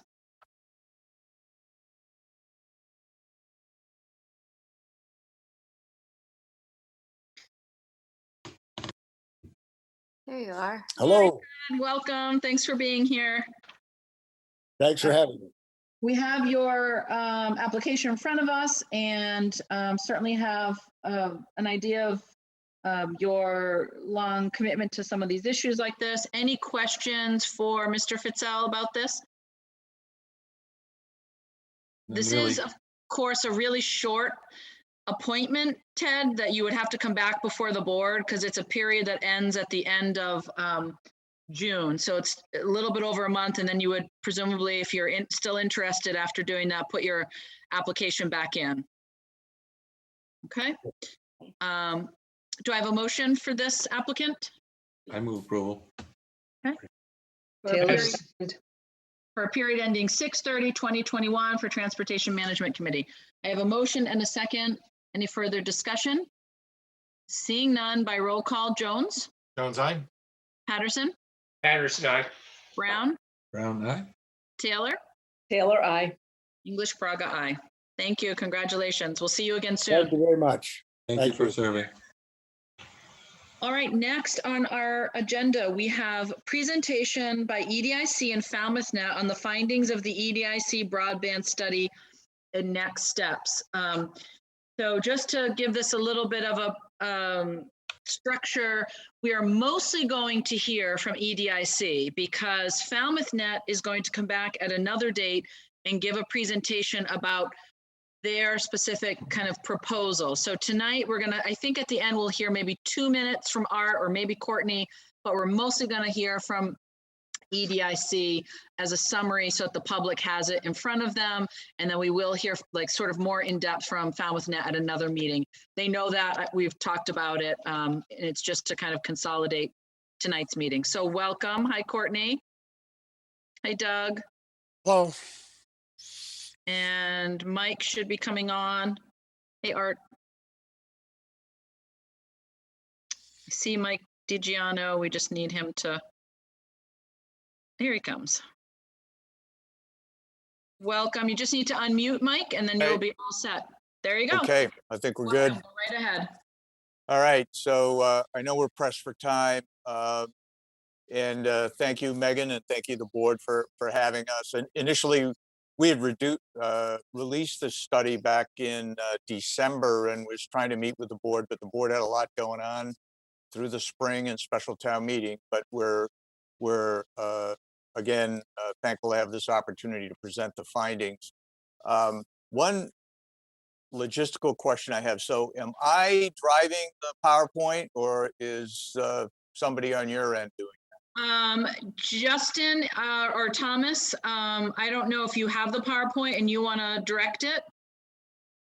That is entirely up to you, ma'am. I have it if they would like, or if they would like to drive, more than welcome. Mike, do you want him to direct it? You can just tell him to advance the slide. Yeah, why don't we do that, Thomas? Okay. That'd be great. Thank you, Tom. So that's good if we can just sit right on that slide for a minute. So the EDIC was first approached by a group of citizens in June of 2019 to undertake this broadband study. That group of citizens is formally organized now as Falmouth Net. But at the time, the EDIC voted to use its own funds, $50,000, to fund this study because the EDIC believed that access to high quality, reliable internet was as important to the Falmouth economy today as building a tech park was back in the 1980s. And of course, little did any of us know in the summer of 2019 just how quickly we all would come to understand how vital internet would be for our work and school and healthcare and to stay connected with loved ones. So we hired well, let me go back. The goal of undertaking the study was to get a fact-based, objective handle on the current state of broadband in Falmouth, to identify the gaps in that broadband, and to determine the technical and financial feasibility of bringing forward the solutions to address those gaps. We hired CCG, Doug Dawson, who's the principal, is with us today. Doug's firm, and Doug is a nationally renowned broadband consultant. He's completed hundreds of similar studies in many regions of the U.S., and he'll be here to go into a little bit more detailed explanation of some of the findings. But one of the things the EDIC wanted to do was to ensure that the study was a collaborative effort. And this is our acknowledgement page here that you can see. And really, through the cooperation of the town manager's office, and thank you very much, and Falmouth Chamber, the EDIC was able to secure the participation of the individuals, all of them listed here, from many town departments, the school department, library, the research institutions in town, and a cross-section of the businesses in Falmouth. So that was really important to us. But at the top of our list in the acknowledgement section is to the members, again, of the group that's now known as FalmouthNet. They really worked with the EDIC in a subcommittee structure, provided us with invaluable technical guidance on the RFP, the questionnaires. They helped with gathering some of the field data. And as you'll hear, maybe at a subsequent meeting, maybe at the end of this meeting, a little bit about the work that they're continuing with on the public education of this broadband issue. So next slide. So again, this is the study itself. And again, these are the things that we hired CCG to take a look at. An analysis of the current broadband providers, a random sample survey of 378 registered voters in Falmouth, an online business questionnaire, and in-depth interviews with 15 businesses and the research institutions. We conducted many speed tests of Falmouth broadband providers. The League of Women Voters, they regularly come to the EDIC meetings, and they pitched in, and we got a lot of speed tests from their members. CCG identified what the broadband service gaps really were in Falmouth, and Doug's going to talk about those in a minute. We developed a fiber network design and costed it out. We looked at the 20-year revenues and costs for new fiber in Falmouth, and we also looked at different models for implementation. So we're going to try in the next couple of minutes to walk you through all of that so you get an appreciation of how important we feel getting a 100-year fiber, future-proof fiber investment will be for Falmouth. Next slide. So Doug, I don't know if you want to jump in here and talk a little bit about this. Sure. This survey was done pre-COVID, so COVID really slowed this study down. We would have had this study done long before December if COVID hadn't hit. The bottom line of the survey, we ask a whole long list of questions, a statistically valid survey, so with 95% accuracy plus or minus 5%. And what really matters is the bottom line is that 61% of people in Falmouth said they would consider buying service from a new network. That's a tremendously high number, and that sort of gave us something that we could then compare to all the later work we did after we quantified the network. So we were very satisfied with the survey. I've had a group of in-house surveyors for 20 years, and they just love the people in your town. So they truly enjoyed the survey there. So next. This is, again, some of the interviews that we did with our major research institutions and the businesses in town. And again, Doug, maybe you want to hit on some of the highlights here. Yeah, no business was completely thrilled with their broadband. They all said it was okay. I mean, a few didn't like it. There's a few folks who really didn't have very good broadband, but everyone said it was adequate, but that they all had things that they could do better if they had faster broadband. And that includes some of the very large people in town who still wanted even more broadband. So we definitely saw a lack of broadband. And remembering that this study came in right after you did the downtown project, because those businesses in downtown had really terrible broadband before Open Cape came and brought them a better alternative. So. And one thing I want to point out on this slide is you also note that the large institutions like Hui and MBL, and I think some of these interviews were conducted during the pandemic. And so what was happening was, even though Hui and MBL are on Open Cape, a lot of the people that work there aren't on Open Cape. They're using Comcast or Verizon to try to work from home. And these large institutions reported that a lot of their employees were struggling with those connection problems. Yeah, these interviews were during COVID, and everybody struggled. Both of those guys told us that they were having a fairly significant percentage of their employees could not work. So, yep. Right. Next. So I think one of the things that, again, the EDIC was really interested in was really trying to get an objective handle on, you hear the stories that people talk about with the difficulty with internet service in Falmouth, but we wanted to get some objective data about really what was the basis of that. And I think CCG came up with some pretty interesting findings here. Doug?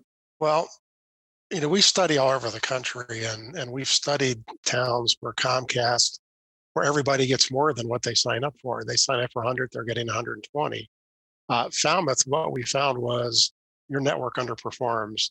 43% of the people had speeds under 100 megabits. At the time we did this study, Comcast was telling people that you had 150 megabits. 23% of the people had under 50 megabits. And on a cable network, that's a massive underperformance. And so there's just certain parts of the town where the networks are old, the copper's getting old. Copper gets old, and these networks, just like they do with telephone networks, and living close to a salty environment, we know that the wires are getting old. And so that really shows up in these numbers. And what we also found out in interviews was a lot of the reason people were having trouble working from home was because these speeds were a lot lower than they should have been. So this was a little bit of a surprise. We've rarely seen that poor of a performance on a Comcast network. So this is one of their least good performing networks. So next. The other provider in town is Verizon, and that's really the Verizon in Falmouth is really an older DSL technology from the early 2000s. In here, the download and upload speeds were really, really slow. And as Doug's got as a bullet indicates here, a single connection to school or work server needs 2 megabits per second, and single connection to Zoom needs 1 to 2 megabits per second. And you can see if you're on Verizon DSL, you're going to have a lot of problems with trying to manage that. Next. I think this is a really important point. So we know that the current infrastructure we have, which is copper wire based, it's old. The providers haven't been upgrading it. But at the same time, what's happening is the demand for broadband is growing. That was pre-pandemic. Post-pandemic, I think everybody's expecting it's going to grow a lot faster. Doug, why don't you take us through a couple of these numbers, because this is really the future gap that we have to be concerned about. the fourth one is the most interesting one and the one that matters. We're coming here tonight to tell you that broadband even outperformed the golf courses. So. I mean, in 2019, the average United States average usage per household was 274 gigabytes of usage. By the end of 2020, at the end of the pandemic here, it had leaped to 483 gigabytes. That's the average home. That's a gigantic amount. If you would have told us these numbers even 5 years ago, we would have thought you were crazy.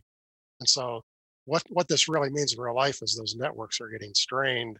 And so whatever's happening with the speeds on Comcast and Verizon, they're just getting worse and worse as these usages just grow tremendously. And this all comes from people working at home, schooling from home, and doing everything from home. So, I mean, this is a new phenomenon, and we really don't think it's going to drop very much this year. So this is sort of the new norm. So when you look at some of these projections, in terms of where the usage is going, and then you look in Falmouth about what Comcast can really only provide with current technology, and that's not to every customer in Falmouth, that's sort of under the best of conditions. You can see that there's a real gap here between what the current infrastructure can provide and what the future usage is going to be within a very short window. And Comcast could make some investments to the system to help prove performance, but even with those investments, it's going to be tough to get above 1 gigabit per second. And we can already see with the projections, average household use is going to exceed that. And, you know, the question I think for Falmouth is, will Comcast make those kinds of investments in the system? So far, they haven't. They tend to be focused in more lucrative metro region markets rather than the Cape. So the likelihood of them putting in a massive amounts of money seems to be pretty small. And at the end of the day, it's still a copper wire-based system, even if they interweave some fiber in there. So it's going to still have inherent limitations. Next.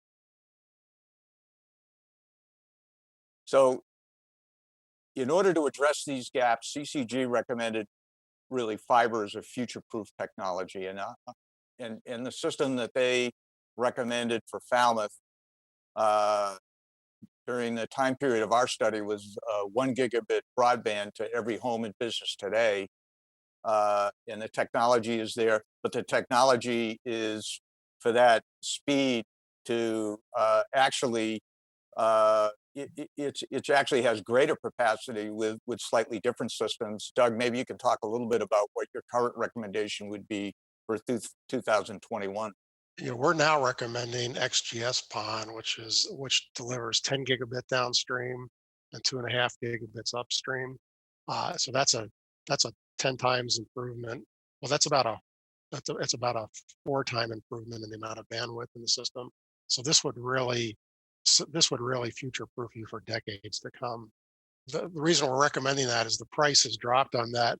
That's the technology that's used by AT&T, who has built a whole lot of homes with it. So they finally brought the price down. So that's now what we're recommending. So everything we said in the study, it's now even better than that. So, and I just want to point out the last bullet here, where fiber is really mature technology. So there's really no technological risk with fiber. It's very reliable, and it tends to be pretty stormproof. I know OpenCape has had pretty good experience with their fiber lines, and Art can talk about that either after we're done or later on when Falmouth Net's coming back to the board. But it's pretty rugged technology. And because you're using the fiber cable to go to every customer, you can get the service to every single customer in the system, unlike a lot of wireless technologies. I know we have a short time here, but anecdotally, our engineers are in Louisiana actually, and we have a lot of Louisiana clients. We've had fiber networks which were the only things left after the hurricane. They really do hold up to storms very well. It's pretty amazing stuff. Next. So just a quick, we are at 15 minutes. So if you guys, I just don't, if you want to sort of start to wrap up a little bit in case there are any questions. Yeah, we're going to be done. I think the next slide, basically. Here's what the system looks like that CCG designed.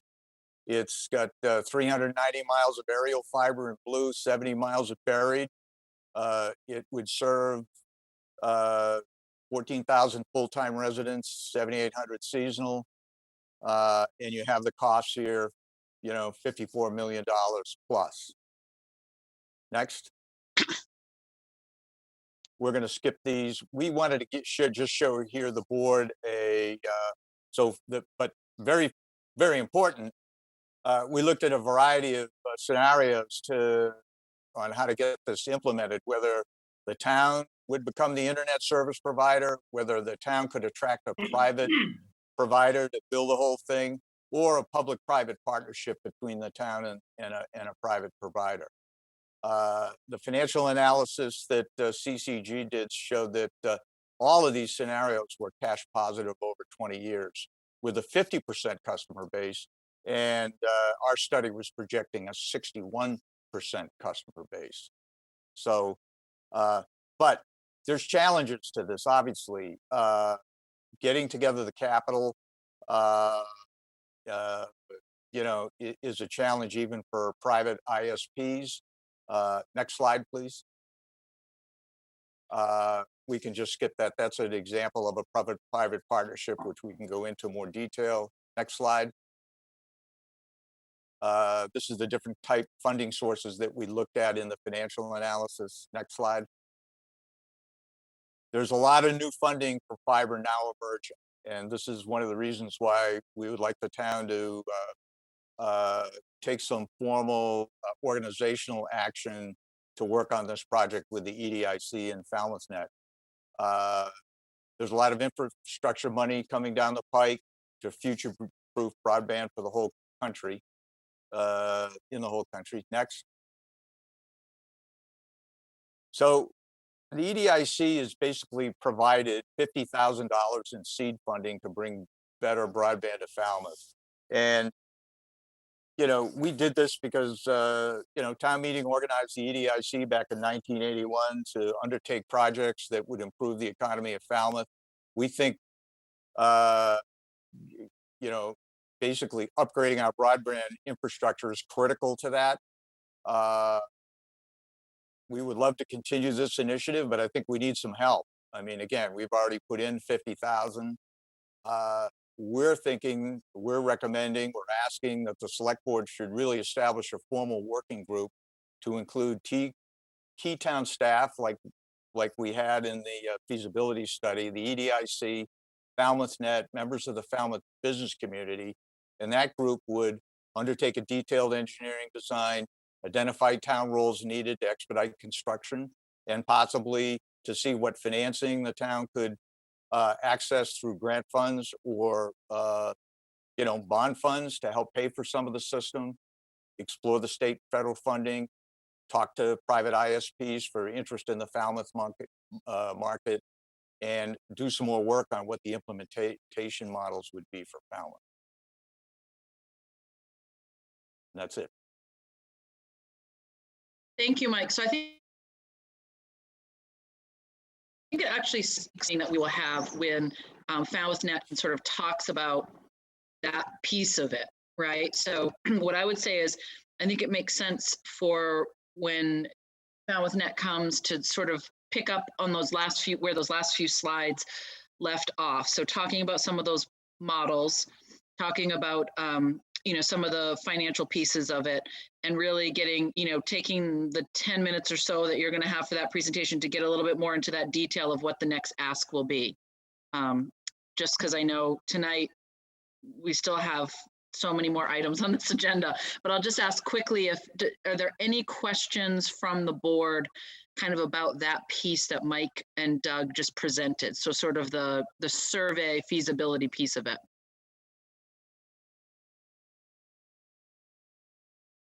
Okay, go ahead, Art. I would just like to take the opportunity to thank the EDIC for funding this feasibility study. Almost immediately after this, our Falmouth Net group got together and had our first public meeting. They funded it in a week. They've been great to work with on that. And, you know, the sole goal of Falmouth Net is to bring the best network that we can to the town of Falmouth for the benefit of its people and the businesses. And I look forward to talking with you at the next possible meeting. Thank you. Great. Thank you, Art. Megan, I just want to make a comment. I mean, Art was actually one of the founders of Open Cape, which put this this backbone across the entire Cape, all the way through to Rhode Island, all of Southeast Massachusetts. He's an invaluable resource in really helping us make sure we're staying on the straight and narrow. And his contributions have been instrumental in kind of starting to identify a path forward that would actually make sense and succeed. Great, thank you. And there's, I think when we hear from Falmouth Net, I think for those who aren't familiar, and I know you are, Sam, I think people will be pretty impressed by the folks that are on that committee. Courtney, one last quick comment. Thank you. I'm just the president of this thing, and I will second the fact that Art is the expert. But I will say, this meeting drove home the need for what we're proposing. I watched at least 6 or 8 freeze ups due to internet issues while you guys were trying to run your meeting. And that's what we're trying to solve. And just not too long ago, I believe you got the town meeting initially turned down the police station renovation. Why? Because the presentation that the finance person Jennifer gave was locked out because of an internet failure. Yeah, she had some computer difficulties when she was trying to make a presentation. That's right. So what we're trying to do is to solve that problem. And we think that Falmouth, and I use that as a community network, can solve the problem. Thank you. And thank you for your support, guys. Thank you very much. Thanks, Mike. Thanks to the EDIC. This is a really important step in this discussion. You know, it really had to happen before we kind of move on to where we go next. So thanks to the EDIC for stepping up and putting the funds forward and spearheading this. And we will set up, I spoke to Art and Courtney and some other Falmouth Net folks previously, and we will be setting up a meeting for you guys to come forward and do your presentation. So thank you all. Yep, quick comment, Doug Brown, then we got Just want to say it's really a time-sensitive issue, so I hope that next visit from these folks is very soon. I think it's going to be on the 24th.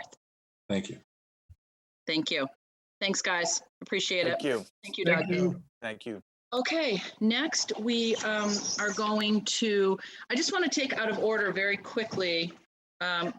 Nope, strike that.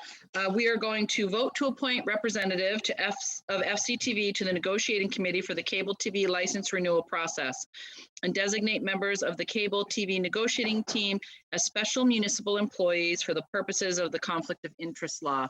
And specifically, we are talking about Deborah Rogers, FCTV. Welcome, Deb. Thank you. Thanks for having me. What we had talked about and gotten some weigh-in from town council on is that, we felt that Deb would be really an invaluable participant as we go forward because of her knowledge of the subject matter, excuse me, and that she would be able to work with Jennifer, with the council that we have representing us to really try to carve out the best outcome for Falmouth as it goes forward. And in order to do that, we needed to go through a few steps that we were able to have weigh in from town council on. And so that's what we're here to do tonight, is to appoint her as a member of the negotiating committee, and that in a special municipal employee so that we comply with the conflict of interest laws. And then Deb will have to go, Deb, you'll go through the pieces that you need to go through to, outline all of your potential disclosures for the conflict of interest law. Right. Do I have that right, Julian?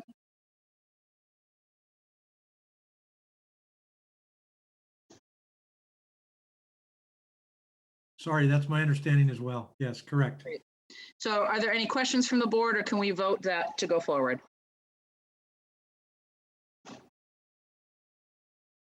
Any questions? I don't have a question. I have a comment, but I don't know if it's directly related to the appointment. Okay, go ahead.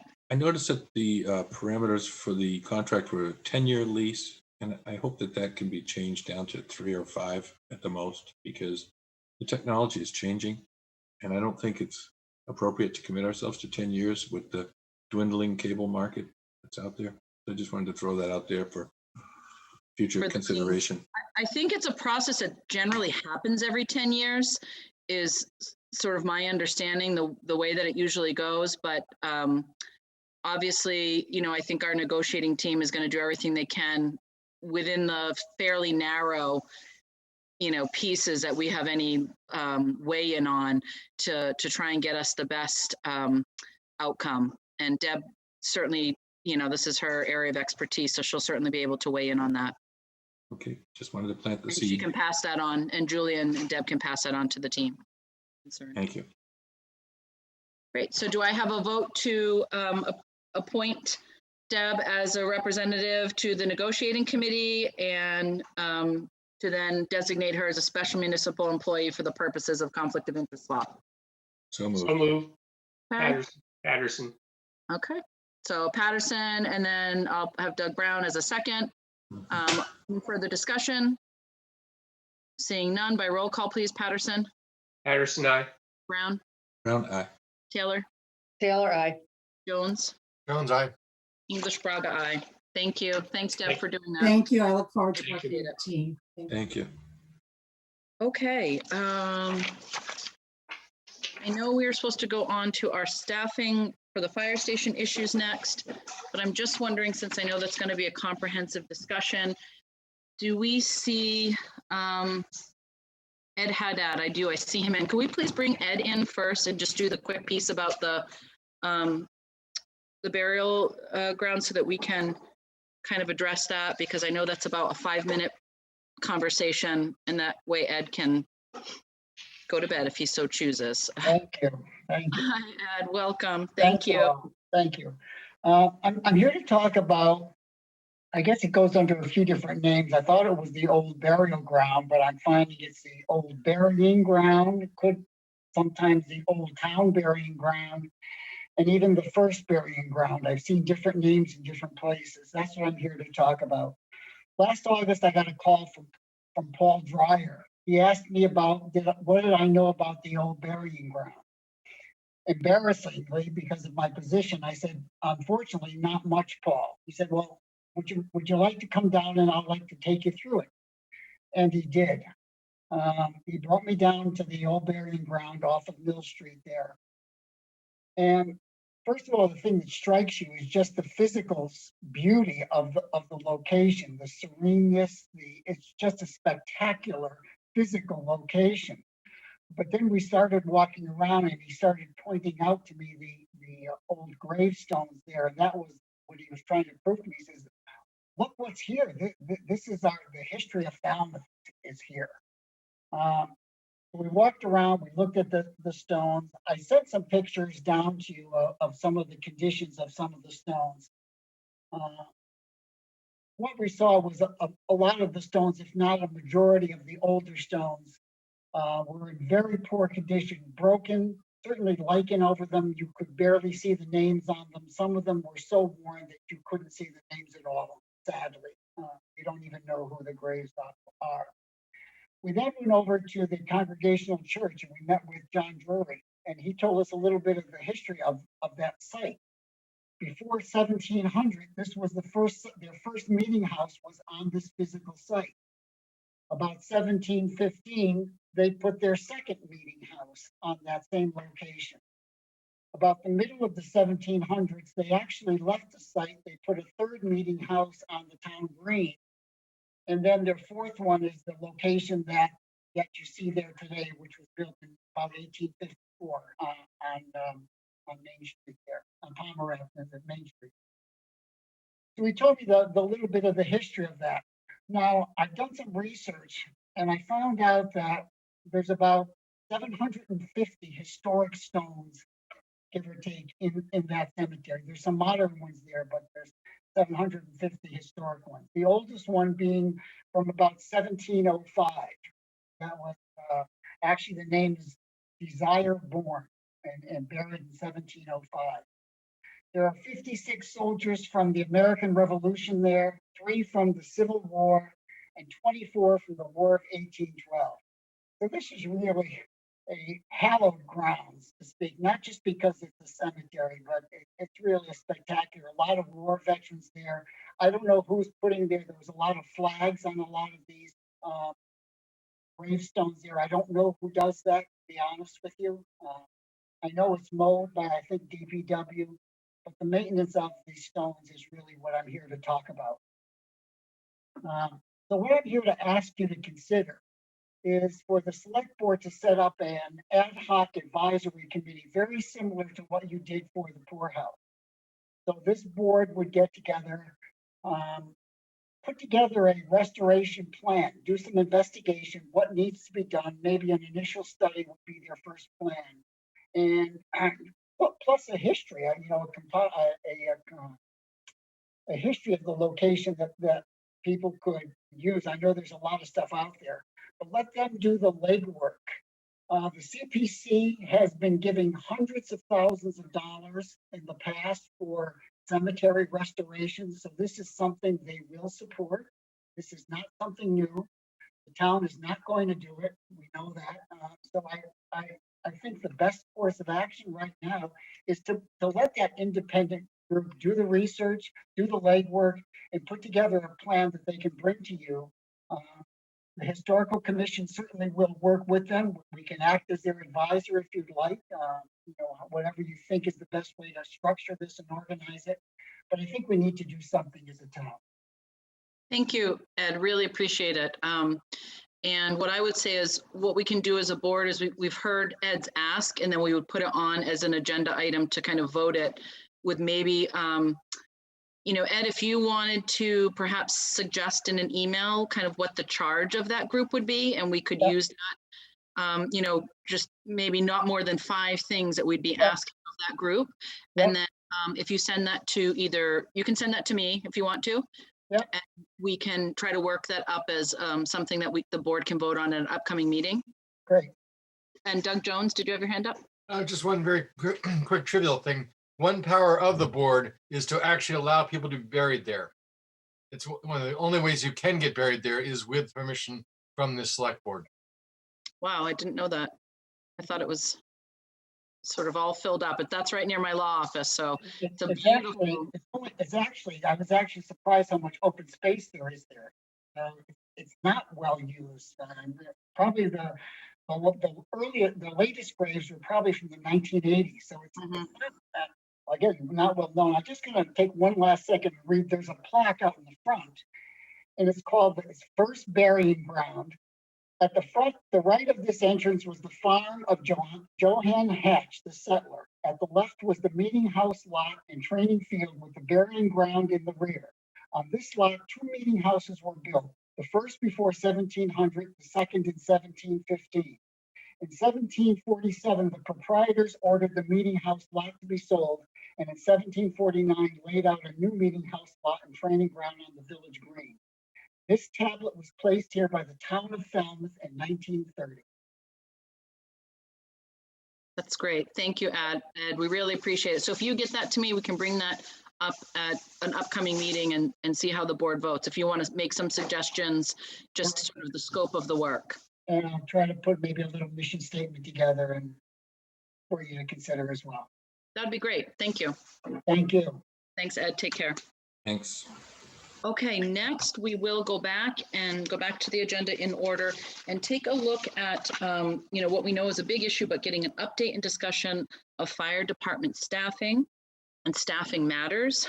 An issue that we have talked about a good amount, but we wanted, a lot has gone on in the last few months, and we want to get an update from the chief and talk a little bit about where we go from here and sort of what some of our next potential steps are as we kind of grapple with the issue of, our fire department, all of us recognizing that for many, many years, this was a department that was, really struggling by being understaffed, and that the town has taken on bolstering the staffing in a large way. And we just wanted to kind of give the public an update on where that is. So however we want to kick it off, are you kicking it off, Chief, or Peter, or Julian? Go right ahead. Yeah, thank you, Madam Chair. Would Madam Chair prefer that we give a very quick and brief summary of that issue that we talked about in executive session? Obviously, we can't talk about details. Would it be helpful if we start with that? And then I would suggest that Chief Smith, if it's agreeable, give an update on current staffing, and then I will follow with the 5 versus 6 concept, if that's agreeable, Madam Chair. That sounds great. So go right ahead. Peter? Sure, thank you. So the chair asked that we briefly look at the issue of firefighters leaving the Falmouth Fire Department and how frequent that was and what the causes and the reasons were. And we were specifically, some of the members of the public have asked if our wages are competitive. So looking at all of those issues collectively, we took a look at the number of individuals who have left the Falmouth Fire Department in the last, since 2016, so over the last 5 years. And it is an unusually high number. There were 18 who were working for us during that time that have left. However, when we look at the reasons for it, and we're not going to name names and we're not going to go through them individually for privacy concerns, but fully 10 of them left to return home. In effect, they left the Falmouth Fire Department and they went to work for fire departments that were either in their hometown that they came from or very close to them. There were several others who left the fire service. Is that better, Doug? Yes, sir. Thank you. There were several others who left the fire service altogether and chose not to continue to pursue a career in the fire department. And then there were 3 that left to work for fire departments on Cape Cod. So that's the overview of the individuals who have left the department. And then with respect to our wages competitive, there's really, it is certainly something that we look at, and it's complicated, and one can, there are a number of different communities that one can choose to compare yourself with. Because we conduct collective bargaining by mutual agreement with the union in private and not in public, we're not going to get into the details of those comparisons. They're not really easy to summarize necessarily. But we have repeatedly talked about the challenges that Falmouth and all Cape towns face with respect to demographics. There are simply fewer people of working age living on the Cape. That relates to a number of issues, from a low birth rate to high costs of housing.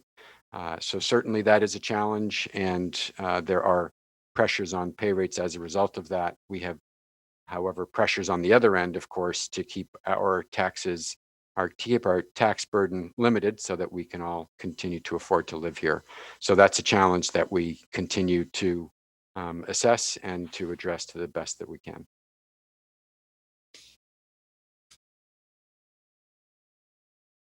Thanks, Peter.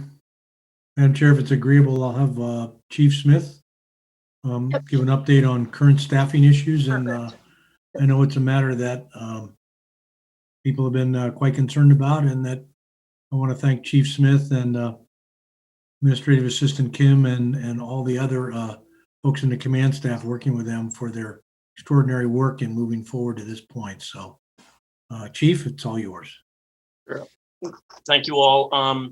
As requested, I provided an update to the Board of Selectmen, regarding our staffing, our hiring challenges, update on West Falmouth, and also our, equipment purchase update. Regarding our current staffing, as you're aware, we're budgeted for 74 personnel, and this is based on our override and our 2 additional personnel added to our, our complement of personnel.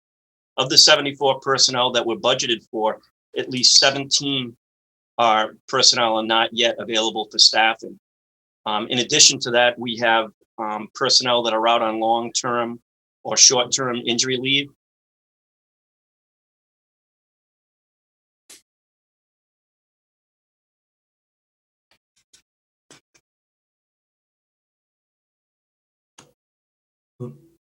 Oh, looks like 2 may have frozen up. Where's our Falmouth net when we need it? So.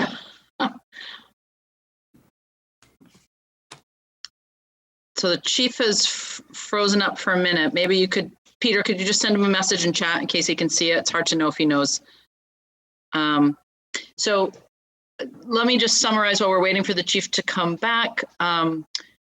We have hired 18 new firefighters since, I believe, August, Mr. Suso.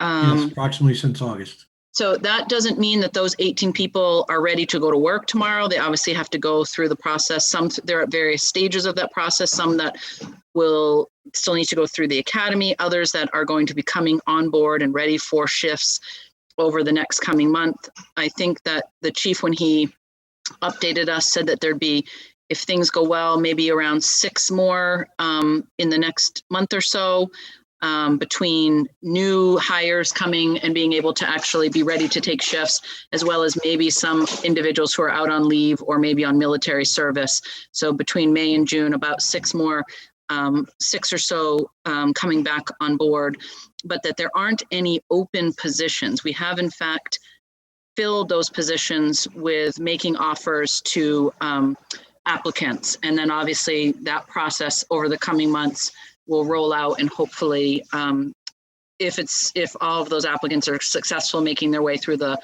process, we would have that, full group of individuals to really add to the staff that we already have. I'm trying to recall the other pieces that we had talked about. Go ahead, Julian. Madam Chair, yeah, just to underscore, if I may, because I know this comes up a lot. All vacancies, as Madam Chair said, have now been filled. That includes all of the override approved positions. Those positions have been filled, as well as the 2 new firefighter positions approved as of January of this year, January of 2021. Those vacancies have been filled.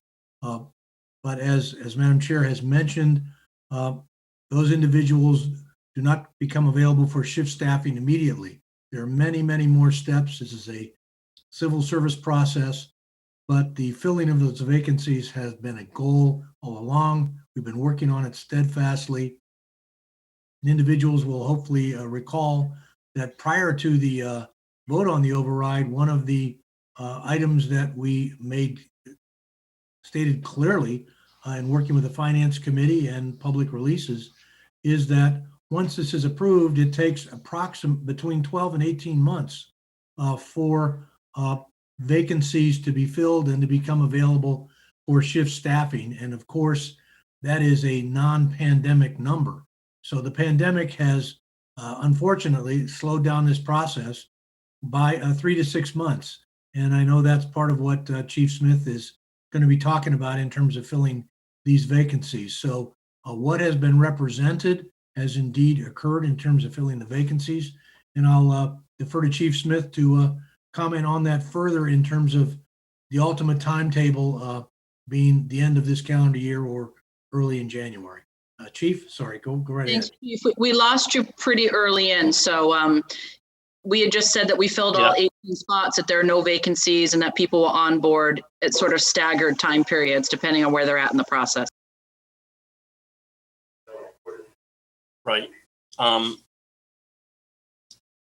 hoping that this continues because I keep hearing different issues with my internet connection here, but I will try. So, yes, so 8 of our, right now we have at least 12 personnel that are in the pipeline, so to speak. 6 have academy dates, and 6 are pending the medical and psychological exams that are required, along with the physical agility exams. And once those are all completed, then we'll be able to reserve a seat in the academy. So again, there's a time lag with that.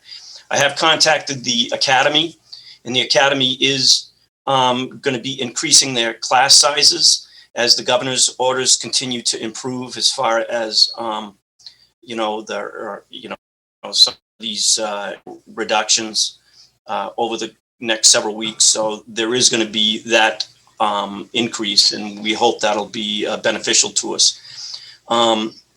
And as I stated, right now we do have the daily issues regarding our staffing. Again, we're short about 21 personnel, only to affect our daily staffing strength, which has been creating, hardships on our personnel, because we've had to have many holdovers or forced overtime in order to meet our 14-person staffing levels. And that's something that we wish to avoid. It has been difficult to avoid, but it is affecting our personnel, and they've been working through these long hours. And they also, when available, are taking overtime on a voluntary basis to staff the West Falmouth station. So our hope is that over the course of the next several months, that the increase in shift strength will improve our regular staffing, and we could get personnel into the West Falmouth station, and we'll still provide overtime to make this occur. I can't make any guarantees, but we do have positive months, and we also have some times when we can't actually get personnel to work, but we have been working through it. And again, as the shift strengths increase, I'm sure that we'll be seeing some improvements. So the other thing is that we do have contingencies in place that that when we do get up to the 16-person level, we put both those personnel in the West Falmouth station. If I get 15, I put that extra person up in Station 3, up in the north, and that helps to bolster that area. Based on our agreements with the union, we can only respond with no less than 2 personnel per apparatus. So we send all 3 in either the engine or the ambulance when we have 15 personnel. Obviously, when we have 2, then the west is covered, and we have that combined response in the north and the west. The other thing is that we are looking for a new or used engine. We're working on the new engine right now. We're going through the specifications, and we hope to get that order in sooner than later. It's just we have to work through it and check off all the boxes and review the contract. The used truck has been a little bit of a challenge for us. I've spoke to many vendors. If you can imagine the way that the home sales are going right now, that it's a buyer's market, we're running into the same problem with fire engines. They're going out as quick as they're coming in. The one thing that we have problems with is we're limited by size of our apparatus because of the West Falmouth station being aged as it is and very limited.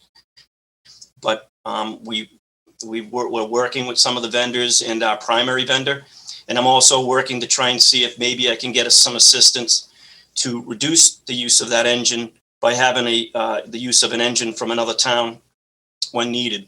So our staff is diligently working on all of these issues to try and ensure that we're managing the resources to the best of our ability. We're hobbled by the staffing, no question about it. That is our primary problem going forward. And, as we continue to see, these recruits be trained, getting the personnel through the academy and continuing to get us to that point, we hope to see improved shift strength in the ensuing months. My internet is wobbling over here, so. Thank you, Chief. I can hear it cutting out a little bit. Let me just ask the board. Yeah. Any specific questions for the chief before, just in case we lose him? Yep, go ahead, Doug Brown. I'm getting the sense that we probably should have left that spare vehicle acquisition at 200,000. Is that what you're saying? It's a price issue? It's not a price issue. It's an availability issue, and it's also based on what we have to work with. We have a very limited size, apparatus bay, and that means that the apparatus that we get has to fit in there properly. There are some vehicles that are available, but they won't fit into that station. And I've been tasked with purchasing this vehicle to be used as a spare, and it has to have a dual purpose. It has to fit into the West Falmouth station as well as others. I don't have a problem with the other stations, but it's the West Falmouth station. So right now, some of the pricing that we've looked at for available used vehicles, the price isn't an issue. It's a matter of the availability.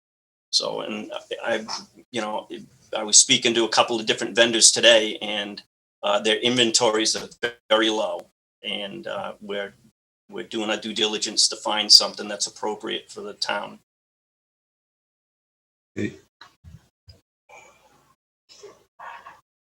Sorry, any other questions for the chief? Well, so I hate to repeat the same question from the earlier meeting, but you said that I think we're going to have a couple people come on in June and then maybe some others later in August. Did I get that straight? So right now we have 4 personnel recruits that are working on training within the department to try and become staffing, or manpower as we call it in our fire department, and they will be able to work and be counted as within the shift strength.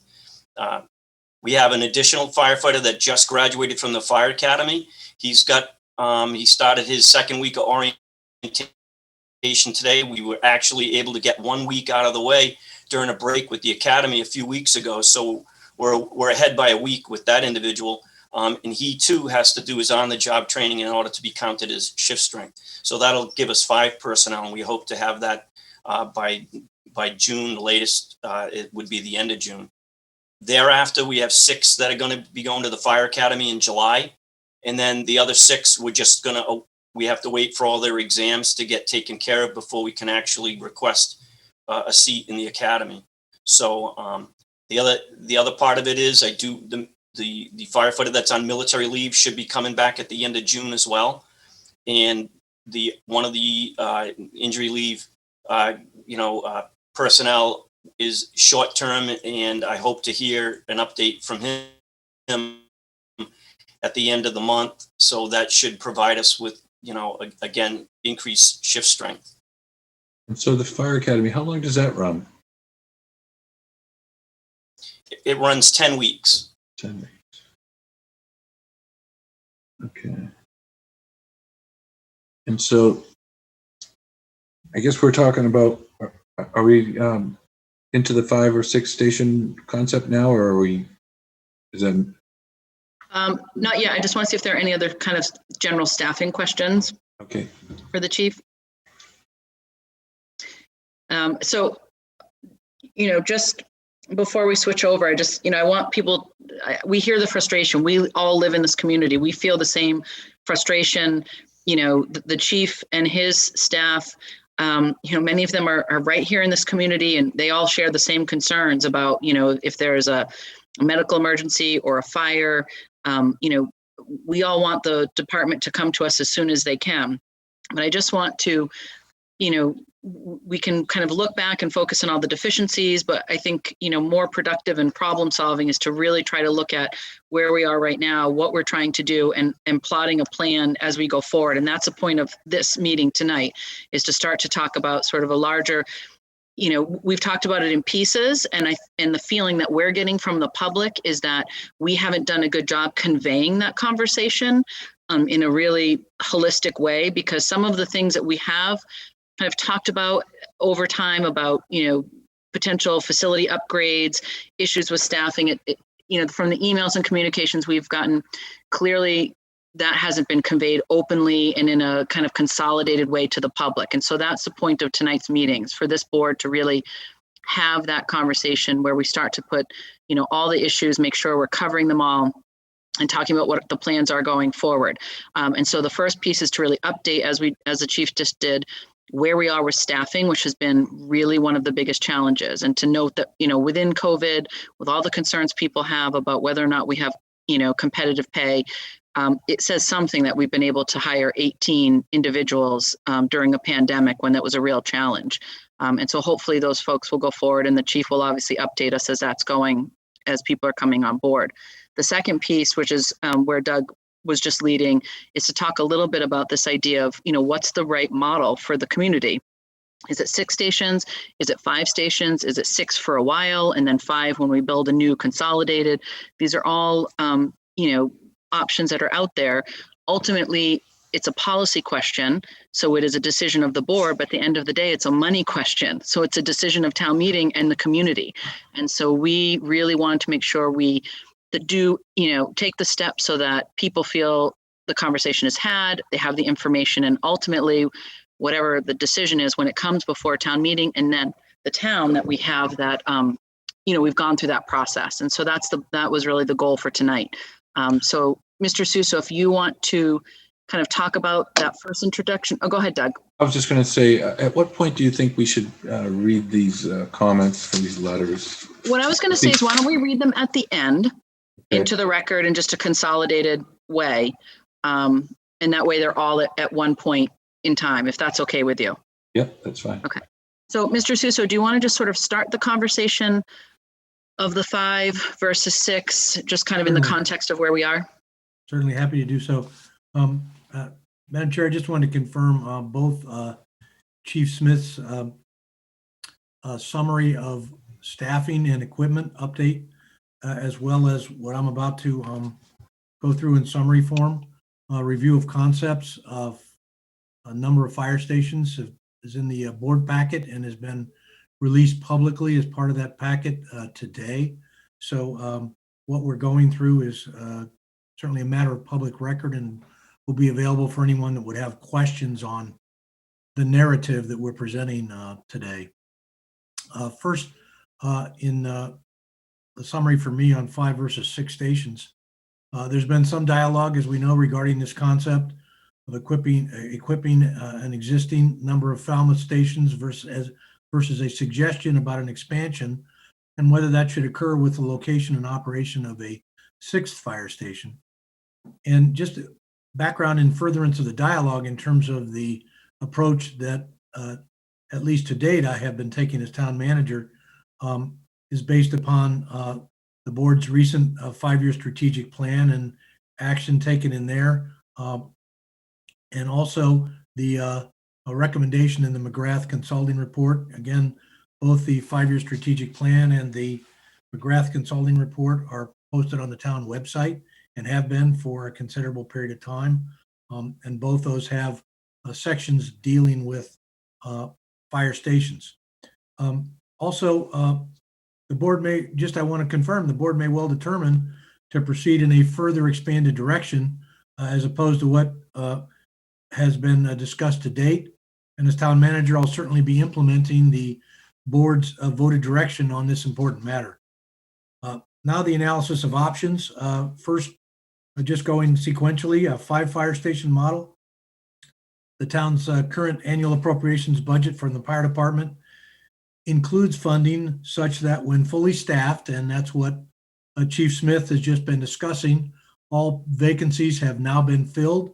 Full staffing, we anticipate, is the end of this calendar year before all of those vacancies are fully available in manpower.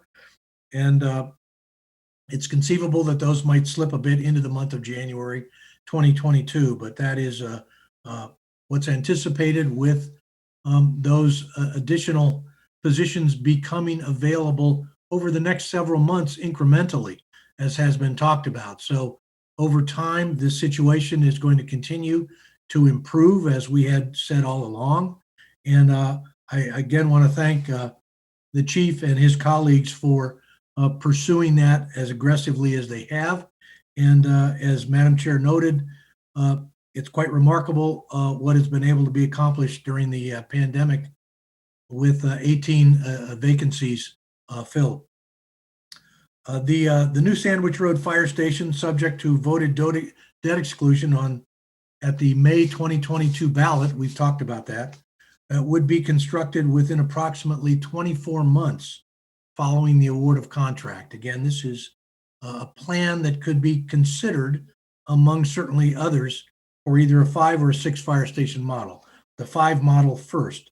Again, the Sandwich Road Station is moving forward, and town meeting has voted funding to bring in a design architect. And as you know, the board at your last meeting approved the creation of a building committee for the Sandwich Road Fire Station, and we are accepting applications for that as we speak. And we are hoping to have interviews with the board's concurrence as early as your next meeting from individuals that have responded. To continue following a 5 fire station model, I'm asking that the board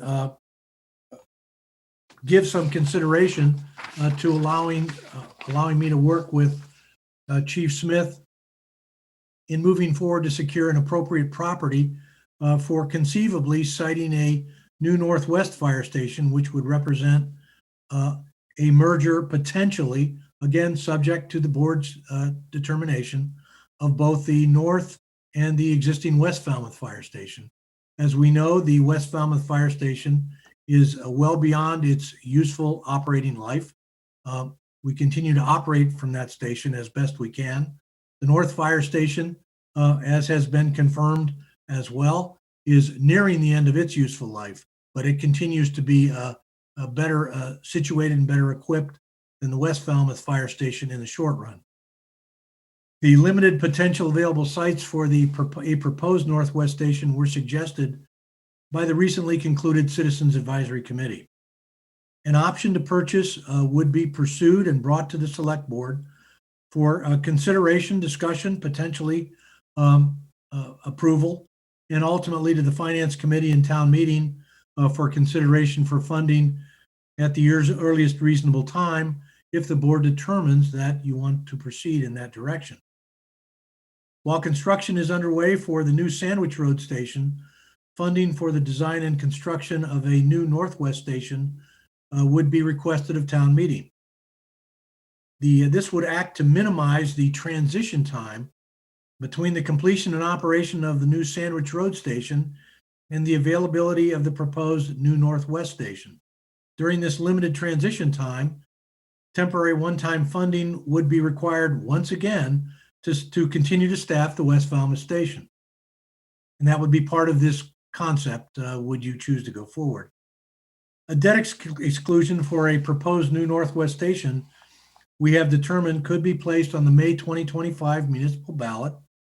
The suggested timing of this would allow financing this new additional station construction while still maintaining a consistent tax burden without the need for a tax rate increase by cost effectively proceeding with within the identified debt drop-off. The same as you're doing currently with the Sandwich Road Station concept, you would be able to apply to the concept of a new Northwest Station as well on the May 2025 ballot. The construction process would begin immediately following adoption of that, were that to go forward. Now, stepping into the 6 fire station model, a couple of questions arise initially. Should six operating fire stations be pursued? What is to be the location of a new 6th station? Is such a 6th station to supplement a proposed new Northwest Station or to substitute for it? That's a decision that would have to be made. A 6th station would require another permanent voted override to provide the necessary supplemental firefighter staffing of 8 or more additional full-time positions, including salary and benefits, as well as supplemental station operating and maintenance. The approximate cost for that, our estimate, is $1.2 million annually. It would also require significant capital expenditure to secure the necessary supplemental fire equipment to safely and properly allow the 6th station to function, and that cost would be $1.5 to $3 million, a one-time cost until it was time to replace that equipment, of course, as opposed to an annual cost. It would require the siting and location and determination of such a 6th station, as I noted, would need to be determined where the 6th station would go, unless the board determines that the existing West Falmouth Station and that station site is somehow adequate. Keep in mind, as affirmed by the McGrath analysis, the West Falmouth Station is functionally obsolete well beyond its useful life and has been determined to be not properly located to effectively and efficiently serve the documented call loading based upon a review of 3 years of actual call data. At present, the West Falmouth Fire Station and the district it serves averages about 1 call per day. If a new 6th station location is selected for acquisition, the approximate cost to acquire a parcel in the area of 1.5 to 2.5 acres would be approximately $1 to $2 million. It would require a supplemental voted debt exclusion to construct the new 6th station. In addition to that, anticipated, as we've commented, in May of 2022, 1 year hence, for the new Sandwich Road Station, a debt exclusion to allow the station to be constructed. The approximate cost at this point would be $8 to $10 million for this new station construction. The 6-station scenario would effectively require both a permanent tax increase to fund the additional staffing and other station operating costs, and a temporary tax increase as capital spending of this expanded magnitude cannot be accommodated within the existing debt drop-off, which has been the Select Board's financial philosophy over the past 10 years. So in closing that concept, I certainly welcome an expanded review and discussion with the board on this mission-critical public safety matter for the town, recognizing that the determination as to how you wish to proceed is certainly yours. And both Chief Smith and I will be joining you as this discussion further unfolds, as we are tonight. And then just to touch on one other item, Madam Chair and members of the board, I do again respectfully urge the board to consider authorizing my proceeding to work with Chief Smith in identifying the optimum recommended Northwest Fire Station site and returning to the board for your consideration. Obviously, no final binding action on that would be taken other than by this board. But if I don't bring that information to you, you can't make that determination, that analysis, and take that under consideration. So I respectfully ask that you consider allowing that to occur. Thank you. Thank you, Julian. Let me start with Doug Jones, and then I'll go Doug Brown. Go ahead, Doug. I'm fully supportive of authorizing the town manager to work with the chief, the fire chief for that. But I would also encourage this board to really quickly move forward in increasing the staffing so that when the sandwich station is open, we don't then have to wait 12 to 18 months to get the manpower to keep the West Falmouth station open. We've just heard it takes that long to get started. So we almost need to start now in building the financial package to get those new firemen we'll need to be able to keep the West Falmouth station open once the Sandwich Road station opens. I guess I must be confused because I thought we already came to a consensus that the town manager would continue to pursue a lot for the Northwest Station. I thought that was already ongoing. No, we didn't direct him with that. We had the recommendations from the committee that they gave us, but we didn't direct him to start having those conversations. We talked about like the fact that we want to look at those recommendations that the committee gave us, but we've never directed him to do it. I thought we did, excuse me. I would certainly welcome that. Yeah. And really the list is pretty small, as you know, Doug, of the pieces that that committee, highlighted as possible sites. I think if we dig a little deeper, we'll probably find some more options. I mean, I personally found one that I know hasn't been explored, and I was pretty surprised that it hadn't because I understand the owner had reached out. So, I'm all for it. Go right ahead and make that authorization right now. Yeah. Okay, so is that I your agree. authorization, Doug? Okay. So I have a motion and a second. Oh, Sam, you're muted. So all those in favor of authorizing Julian to pursue with the chief and then come back and report to this board? All those in favor by roll call, please. Brown? Brown, aye. Jones? Jones, aye. Taylor? Taylor, aye. Patterson? Patterson, aye. So one thought I had is this, and I'd like to get the board's perspective on it.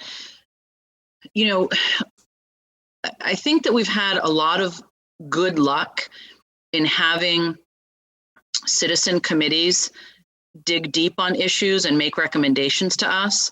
This is clearly, the expenses related to fire within the entire town.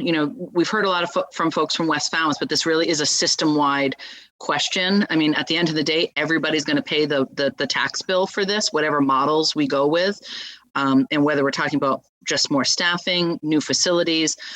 I think it would be very helpful for us to have a committee that we appoint that has an individual from each precinct, so 9 members, and they can get some of the, they can have the access, anyone can already, but they'll get the McGrath report, they can get other run times, they can look at some of the numbers that Julian has kind of presented tonight, maybe dig a little deeper into that.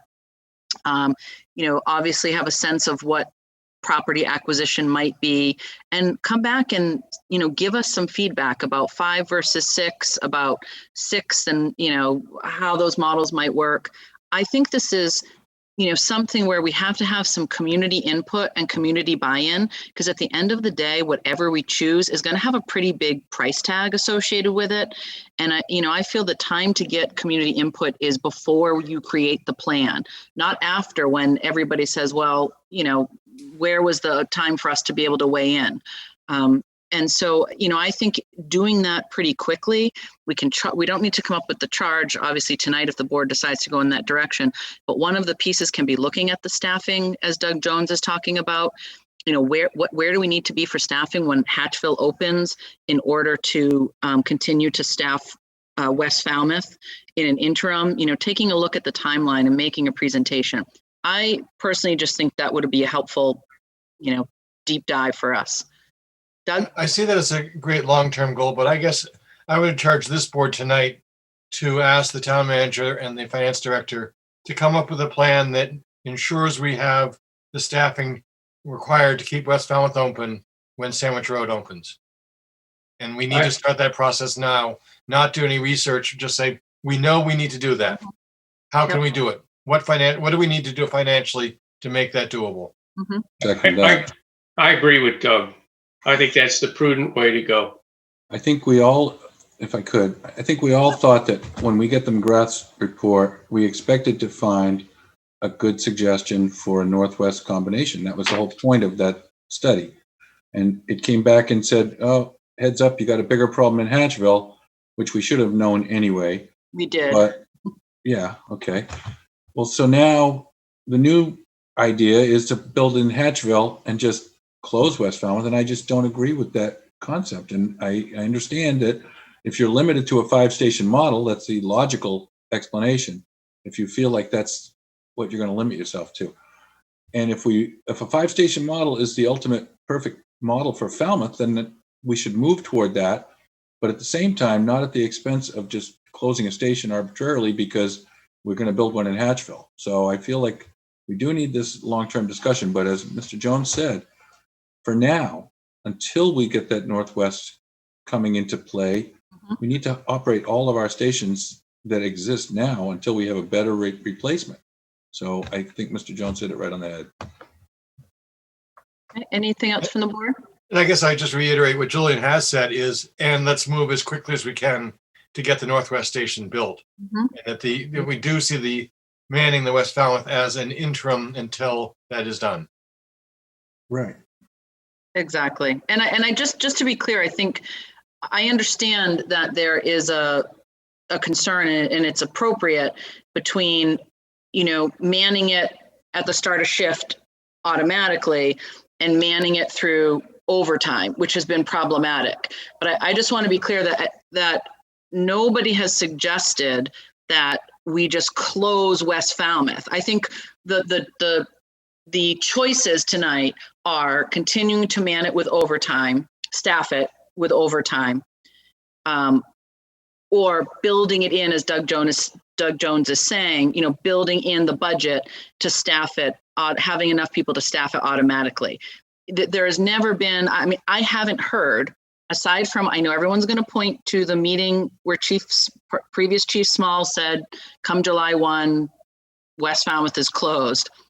But other than that, I've never heard from Chief Smith, and I've never heard from anybody on this board or Julian that we're closing West Falmouth. I understand what the concern is, that by not having regular staffing there, it is, empty. And I get that concern, but I just want to be clear that we've never voted as a board to close West Falmouth, ever.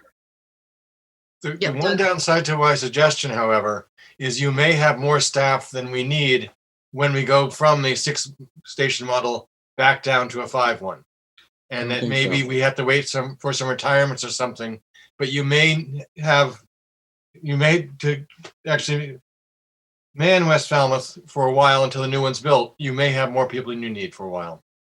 I don't think so. Doesn't seem likely. We're struggling to staff what we have now. I agree with Doug and with Megan Doug Jones and Megan, that we should be doing building in the staffing of West Falmouth while the Sandwich Road station is being built. And as we walk through the process of deciding whether we're going 5 or 6 or what that's going to look like. I'm concerned about bodies. I think the money we can work on, it's the bodies, because Chief Smith doesn't have the bodies right now. But I agree that we never, at least I never agreed that we were going to close the West Falmouth station. That was not something I ever agreed to or heard. And the other piece, though, that the chair mentioned was, and again, I know it's hard when you have another committee and time and all that, but I think we can do things concurrently. We have authorized the town manager to move forward with land for the Northwest Station and bring it back to the board. And I think that's great.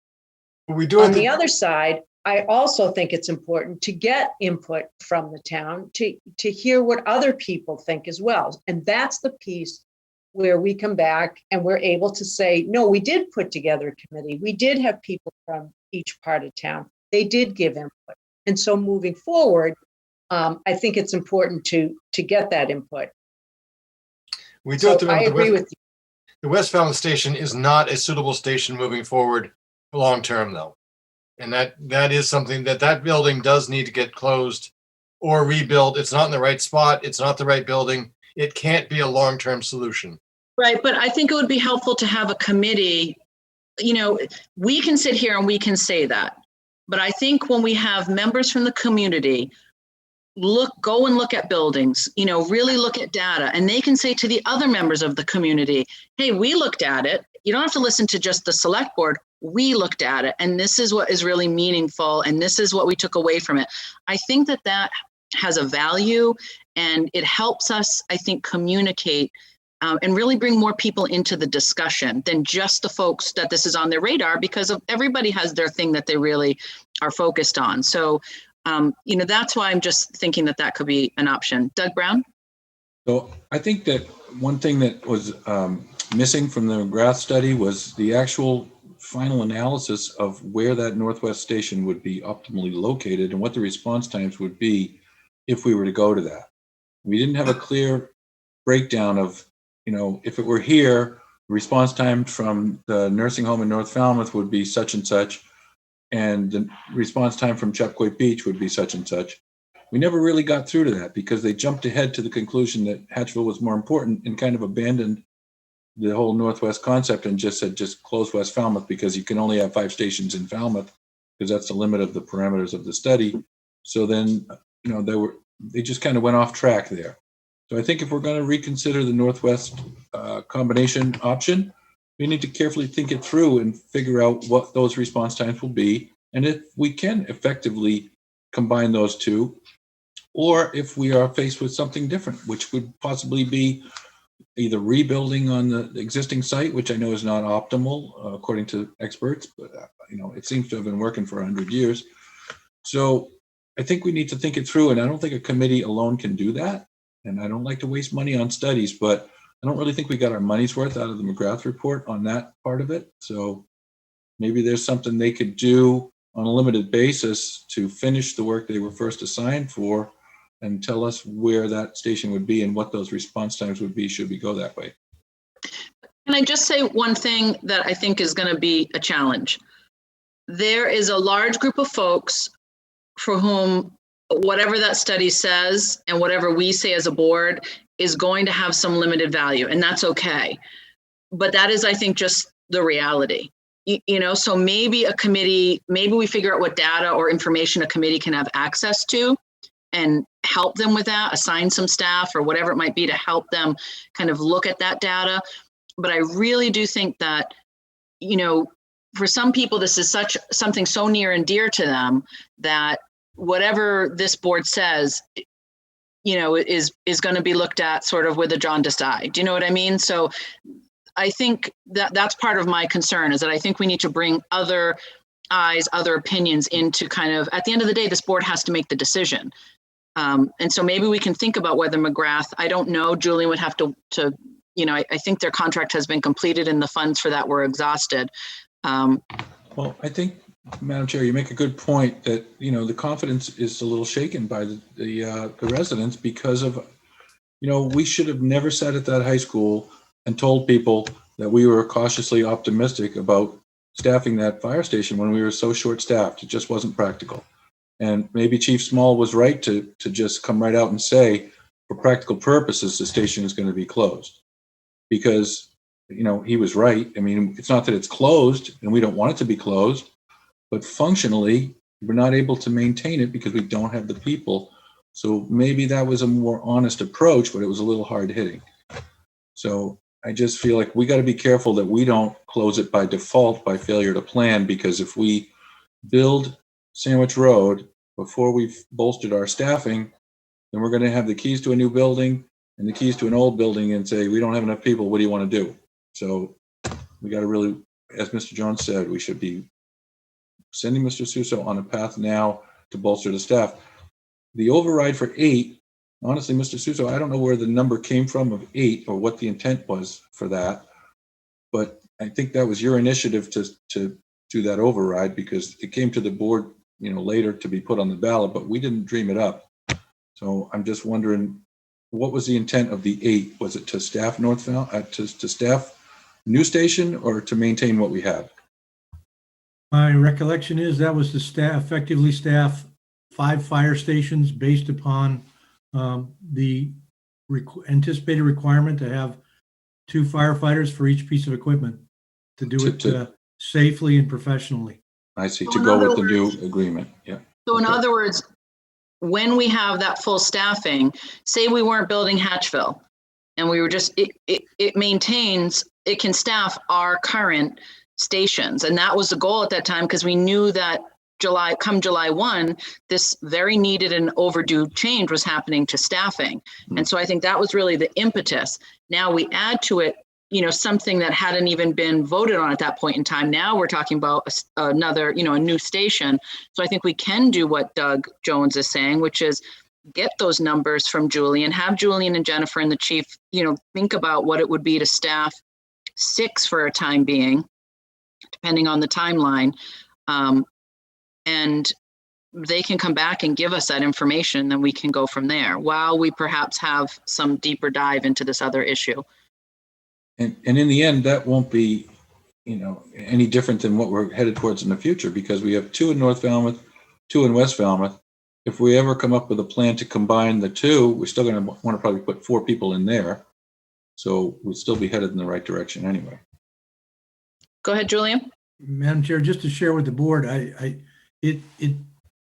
want to be a little cautious that I'm very comfortable with what you're talking about, I assure you.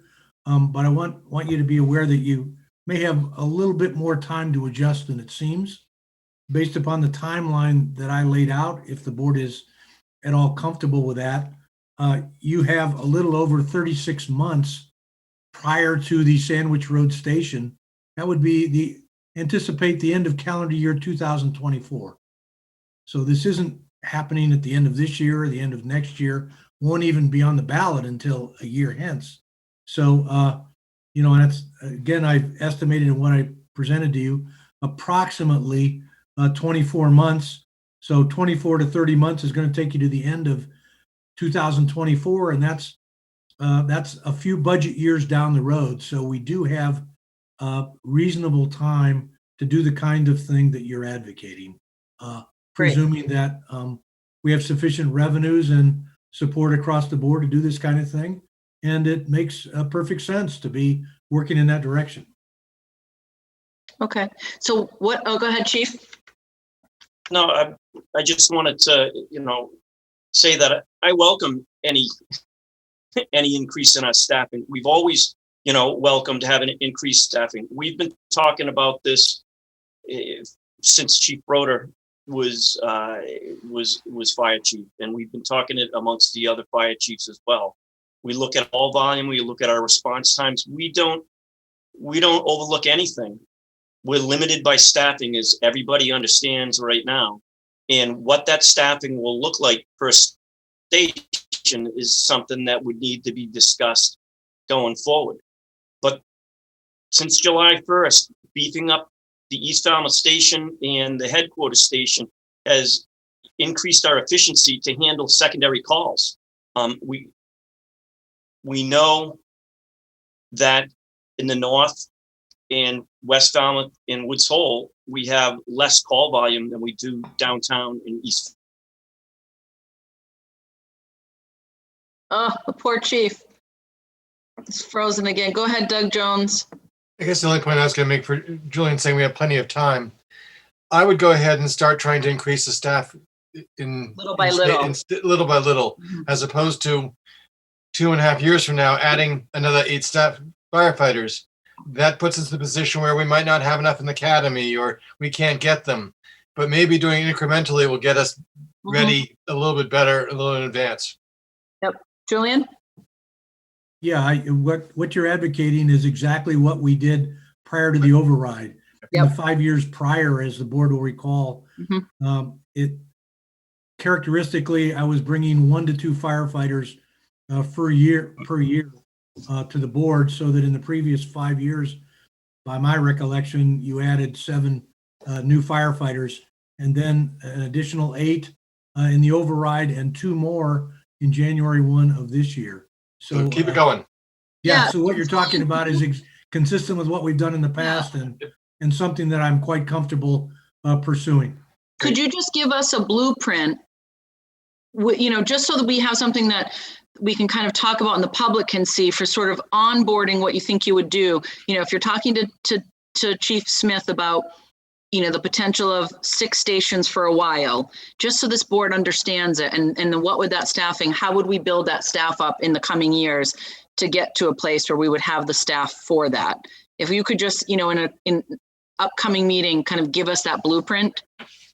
Certainly, I'd be happy to do that. I just want to give one caution that we're talking about multiple departments. We're talking about needs in the police area. Totally get it. I want to be very cautious that approaching it unilaterally from the standpoint of only staffing fire does not. Yeah, it's only just to get the information. Just to get the information out there. We understand it's in the broader scope of entire budgets and other things, and wastewater, all the millions of things, but just so we have a concept of it that this board can look at and talk about. Nancy? I think it's more information to then inform any decision that we make, right? So projecting outward over the next couple of years, how you could add staff, and just showing that to us would be really helpful. And it's informational only at this point. Yes, exactly. And bearing in mind that it's a year process to hire a firefighter. So we really don't have all that much time, because if we start budgeting for 2 at November town meeting and 2 for the following, we're already a little behind. I mean, we have to budget for 4 the following year. They wouldn't even be online by the time stations open. So it's really actually not early. But just to clarify, normally all our staffing happens in April.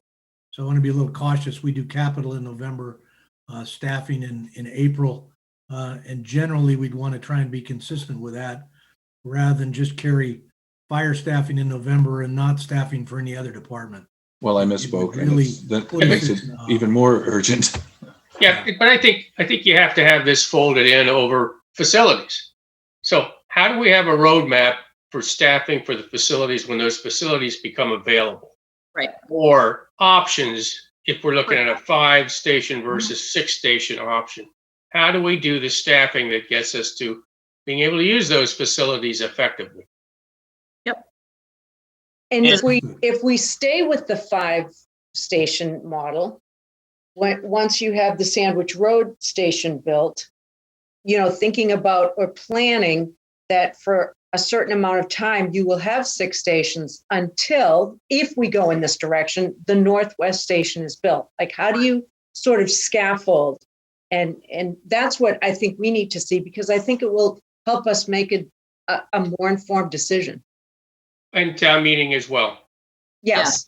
Yeah. Right. At the end of the day, we can come up with the greatest plan that we think is wonderful. But if town meeting doesn't approve it, and ultimately if it's a debt exclusion or whatever it might be, if the voters don't approve it, it's just dead in the water. So I think just the more information we can put out there, the more sort of plan A, plan B type of scenarios that we can have for the public it's only to the benefit ultimately of whatever decision this board makes. Also, was that a motion by Mr. Jones earlier to ask Mr. Suso to come up with this staffing model plan? I think he's got the direction. I think the direction that we've just given him was sort of wrapping all of that in. If Doug doesn't mind, I'm going to wrap into his motion all of that we just said, Julian, that I saw you writing down. I just want to make sure it's not just a conversation and we actually voted, because Yep. you know, I was mistaken about the property on the last discussion. So. Nancy? I just want to make sure that we also include that bullet number 3 on the lower half of page 1 to continue following the 5-station model, that we give Julian authorization to work with the fire chief in moving forward and securing an appropriate property, to make sure that we vote that piece in as well. Okay, That's what we already voted. I think we just voted that earlier. Okay, good. I know we've had a very broken up conversation. So I believe we voted to give You're him right. the direction to go and do that, and he's going to come back to us with whatever he finds out. Yes, thank you. Non-binding. Non-binding. It's non-binding, just so the public understands. This is not, Julian and the chief are not going to be authorized to enter into any kind of purchase and sale agreement. He's going to come back to us with those conversations and with that information. Okay, perfect. Sorry, I just wanted to make sure we didn't. Thank you for clarifying. It's helpful. And then the other piece is just sort of Doug Jones' motion that we've kind of added to for Julian so this would be a vote to direct Julian to come back to us, with information about staffing models for and I know you gave some of that to us tonight, Julian, but more of a plan of if we were going to run the 6 for a while, how would we build up to that? What would the staffing look like and how would we build up to it? Certainly happy to do so. You're I muted. just asked the board to give me a little bit of time to assemble that. Thank you. You're Working muted, with the Doug chief. Brown. 11 Oh, I was o'clock. going to say that, and maybe the final piece would be how that translates to the Northwest combination. Is there an economy there that, I don't know if I'm getting too far into it, but So here's what this is where I think it's helpful to have Julian work with the chief, work with Jennifer to give us a blueprint for that. I then think that it is helpful. We don't have to vote it tonight. If the board's not into it, they're fine. But I think it's helpful to, at some point, have a committee that looks at some of that economies of scale, whatever we want to call it, looking at some of those options. But we really need some of that information from Julian and Jennifer, I think, first, because that'll be some of the information that they use as they look at things. So why don't we start by having Julian get that back to us? yeah. Does that I'm make not sense? opposed to the committee. I just don't want to send them off on a mission that, without the right equipment. I agree. That's my daily activities here.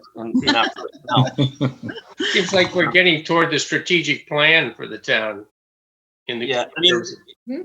Our command staff here would dive into this based on the discussions this evening.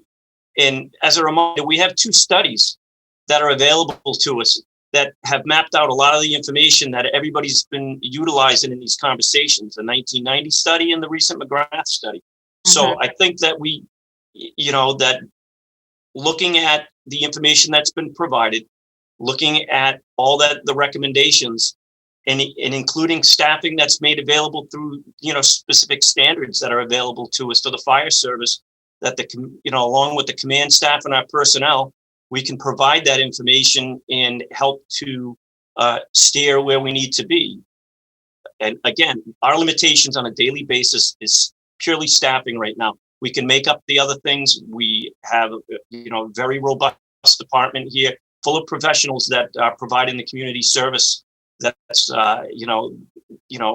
that they were hired to do. And I think that going forward, we'd be excited to look forward to increased staffing and, having these stations manned, because it's a safety issue for our personnel. And that's what we want to achieve, is to, improve safety for the entire department. And I think it would be really important for us in moving forward with the committee after we get through these first steps to make sure, excuse me, that we keep the charge of this committee really tight, that they evaluate plan A, plan B, and then a bridge between those plans. So you have 5 stations versus 6 stations. And then plan C is you have 5 stations, you go to 6, and then you go back to 5. And being really, really, really clear with what the charge is so that we don't waste their time and that we turn this around fairly quickly. So I think tonight, if we just want to vote giving Julian that direction for getting that information to us that Doug had kind of put in a motion, Doug Jones. So Doug Brown, did you second that? Yes, ma'am. Okay. Does that make sense to you, Julian? Well, kind of all the stuff we just threw at you? Okay. Yes. Okay. All those in favor, Brown? Brown, aye. Taylor? Taylor, aye. Patterson? Patterson, aye. Jones? Jones, aye. English Braga, aye. Great, thank you. Doug, do you want to, I think there were a couple of quick letters. Yes, ma'am. I'll read a couple of them. Not so quick. I'll read all the ones that I said I would read because people did specifically ask, but I'll read as quickly as possible. So the first one sent from Oliver Eggleston, representing the West Falmouth Village Association. Dear Select Board members, the members of the West Falmouth Village Association are grateful to the Select Board, town administrators, and fire department for their efforts to improve emergency services. We offer this letter of support to be read into the record at the May 10th meeting of the Select Board. Excuse me. The issues surrounding the absence of a comprehensive strategic plan for fire EMS resources throughout the town were raised in comments at the April town meeting and also were reported in the subsequent Enterprise articles. Because there is no comprehensive plan, it is troubling for residents of West Falmouth to be uncertain whether the West Falmouth Fire Station will be closed permanently. In October 2019, the fire chief announced that the West Falmouth Fire Station would be closed. 18 months later, after objections and reconsideration, the station is partially open, but with no plan for commitment to staff it after the construction of a new station in Hatchville. In recent months, the station has been staffed on a limited basis, thus increasing the risk to the lives of property and residents and visitors in West Falmouth. It's disturbing and unacceptable when the village fire station is not staffed. It takes 10 minutes to get trained fire EMS resources to an incident in West Falmouth. In the case of a serious fire, you have between 3 and 5 minutes to safely escape. In the case of a life-threatening cardiac event, your survival rate decreases by between 7 and 10% for every minute that intervention is not initiated. While the West Falmouth Village Association continues to be strongly in favor of a new station in Hatchville, we're also strongly in favor of maintaining response times that meet National Fire Protection Association standards. Without the station in West Falmouth, those response times cannot be met for a large number of residents, even with a new station in Hatchville. Accordingly, we urge the Select Board to order a strategic plan for 6 stations in the near term. Such a plan would include a staffing model and a timeline that account for the addition of a new station in Hatchville, as well as staffing the West Falmouth station. It would be remarkable to make a major investment in a new station without having a comprehensive strategic plan for what comes next. Sincerely, Susan Challenger, Edmund Corcoran, Oliver Eggleston, Thomas Ford, James Gray, Daniel Shearer, Todd Taylor, and Milton Williamson, West Falmouth Village Association board members. The next one, and these are in order as received, from Scott Diddell. And dear Select Board, dear members of the Select Board, I'm writing as a concerned citizen and property owner of West Falmouth about the West Falmouth Fire Station and the importance of fire rescue services to the citizens of West Falmouth. My family has lived in West Falmouth for close to 2 centuries, Hamlin, Boyce, Thompson, and Diddell families, and we care deeply about the safety of our historic home, our neighbors, and our community.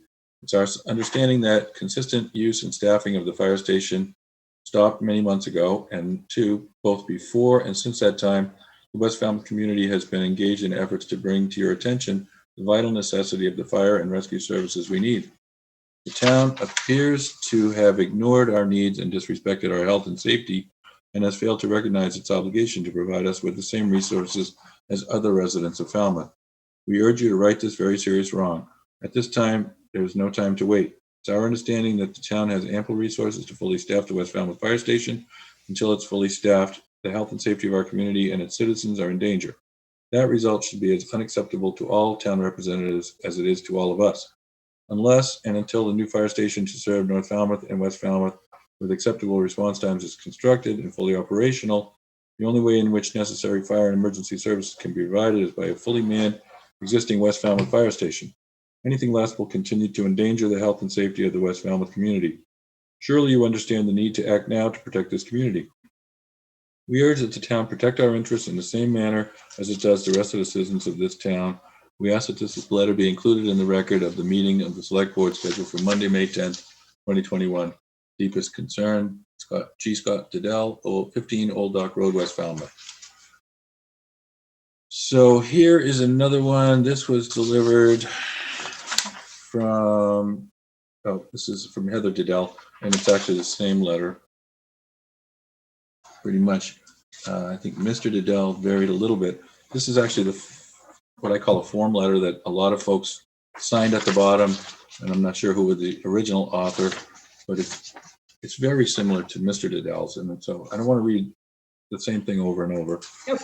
I think what we can do, Doug, if you're comfortable with it, is it can be made part of the record because it was sent to us via our email, and that is obviously then becomes part of the public record. Those are public records because they are our email accounts as our, as members of the board.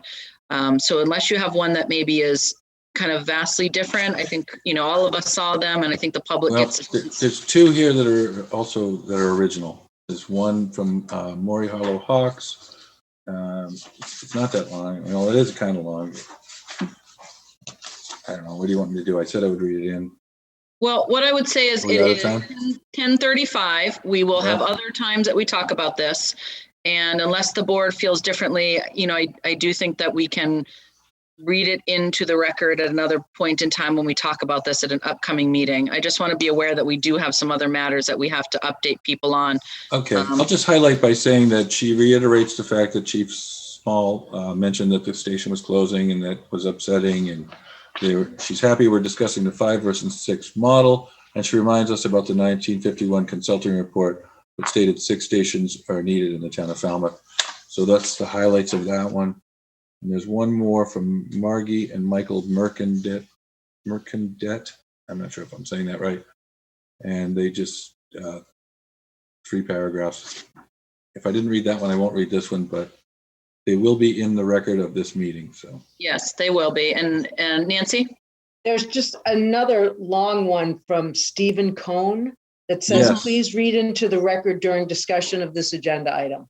And then he submitted written testimony to be included with this meeting. And his is a pretty important one. I think that's what I have, the written testimony. Yeah, I think we all got it. I think that can be included in the testimony. Correct. It is very detailed about the response times, and it's very pertinent information. It probably should be read into the record. Well, it's in the record. I mean, it is in the record because it came to us. So again, we're going to talk about this. I think we can read it for the public's edification at another meeting if we want. I'm just trying to be aware that I know there are people who want to hear about the Joint Base Cape Cod machine gun range, and it is, 10:37. So well, I guess. Yeah, I think it's important if we form this working group that they get a copy of these. Yep. Good point. Okay. They're also a Joe Netto email. That we should make sure it gets added Oh, to the yeah. record too. Joe Nettle was concerned about the closing of West Falmouth also. I mean, we've received a ton of emails. Right, but he had also asked us to be read into the record, so I'm just saying we should make sure that gets put in writing also and added to the file. I will say that I didn't count them exactly, but there was probably 30 emails, and every single one was in support of keeping West Falmouth open. And I didn't get a single one that said, go ahead and close it because I want to save money. So. Okay, so we will have Mr. Suso kind of get back to us on that piece. Chief Smith, thank you very much. We really and anything else from this board on this issue? Okay, so to be continued, we will have Julian get back to us on that. Can we take a little time out of the next meeting, maybe just the beginning of the meeting, just to read off the ones that we didn't get to tonight? Is that appropriate, or next time it comes up? I think just feel bad. Yeah, I think the next time it comes up, maybe when Julian comes back with that information to read it. Okay. And, just so that we're clear, we've been doing kind of the service for people of reading things into the record during COVID if they're not really comfortable getting on Zoom. But I'll take responsibility for this because I always say, send us something. But what has happened is now we're getting, some of those people who sent us those could definitely be here via Zoom because they have been before. So now we're getting just an enormous volume, and I think it can just take up, a lot of time. So we can read it maybe in at the next time we discuss it. Okay. But it will be part of the record regardless. Okay. I would also say if we hadn't made a vote that was asking for that was honoring what they're asking for, there would be even more reason to read them. But I think we are really listening to them and responding in a positive way. Yeah. Here. Good point. Okay. Madam Chair, just again, thank you for allowing me to provide these updates. Yeah, and might still got internet instability. But again, thank you, and and I appreciate the board's support of our department and our mission in the community, and we look forward to ongoing discussions and working with the committee and the board and Mr. Suso. Thanks, Chief. We really appreciate, I know you pulled together a lot of information, particularly for the executive session. That was really helpful, I think, to the board. So thank you. Thanks, Chief. Thank you. Thank you. Okay, next, we have an update on the proposed Joint Base Cape Cod machine gun range. And who is giving us an update? Am I summarizing what we have, or Julian, are you giving us some info? Madam Chair, my understanding is that we're not having a representative join us, but in the board's packet is a notification we received of an upcoming hearing that presumably is going to provide some opportunity for the public to provide further input on this proposed range. As I recall, I don't have it right here in front of me, but Is that the May 12th one? No, that's the other one. What is, I'm just taking a look here. well, it serves notice that a finding of no significant impact was arrived at through the environmental process, and it invites the opportunity to comment on that FONSI, as they're called, the acronym, to comment upon it publicly for those who would agree or disagree. And I know there's a website it directs you to. Unfortunately, the original email, as I recall, doesn't give the date and time. You have to go and search in a website and try and find it, which is a bit confounding and concerning. But as soon as we can get that confirmed, we will put that notice out to all members of the board and on our website as well. And I see Peter. Did you have anything? If he has any other info. Thanks, Julian. Peter? I can just add briefly, I did have a conversation with Andrew Gottlieb of the Association to Preserve Cape Cod, and he suggested that if the board wants to advocate in opposition to the machine gun range, that the board might want to consider authorizing staff to so petition the emergency or the Environmental Management Committee. Is what it is. It might be commission. Environmental Management Commission. It's a board of 3 that really has the final say over approval of this project. Okay, so let me ask this board, what is your pleasure as far as whether we do anything specific from this board in the manner that Peter just laid out? Well, I would say Andrew Gottlieb has given us, the statement from the Association for the Protection of Cape Cod, and has a lot of really good points in it. And I think it would be fine. I would like to see staff come up with a letter that basically puts this select board, at least, in a position of opposing the machine gun range because of the environmental impact issues. Doug Brown? I'm not sure that we've really identified any environmental issues other than the tree cutting. And in fact, when you cut trees on sandy soil, it actually recharges the aquifer faster. I mean, nobody wants to lose trees, but they really have proven to this environmental commission that there's no significant impact. And I'm a freshwater advocate. I like to see the bays cleaned up, and I'm concerned about PFAS in our ponds. And, I'm very active with the Falmouth Water Stewards, but even our group found that it was pretty negligible what the likely impact would be on the aquifer, because they have a real good cleanup plan. The other thing is they're proposing to really actively manage the forest in conjunction with the Crane Wildlife Preserve.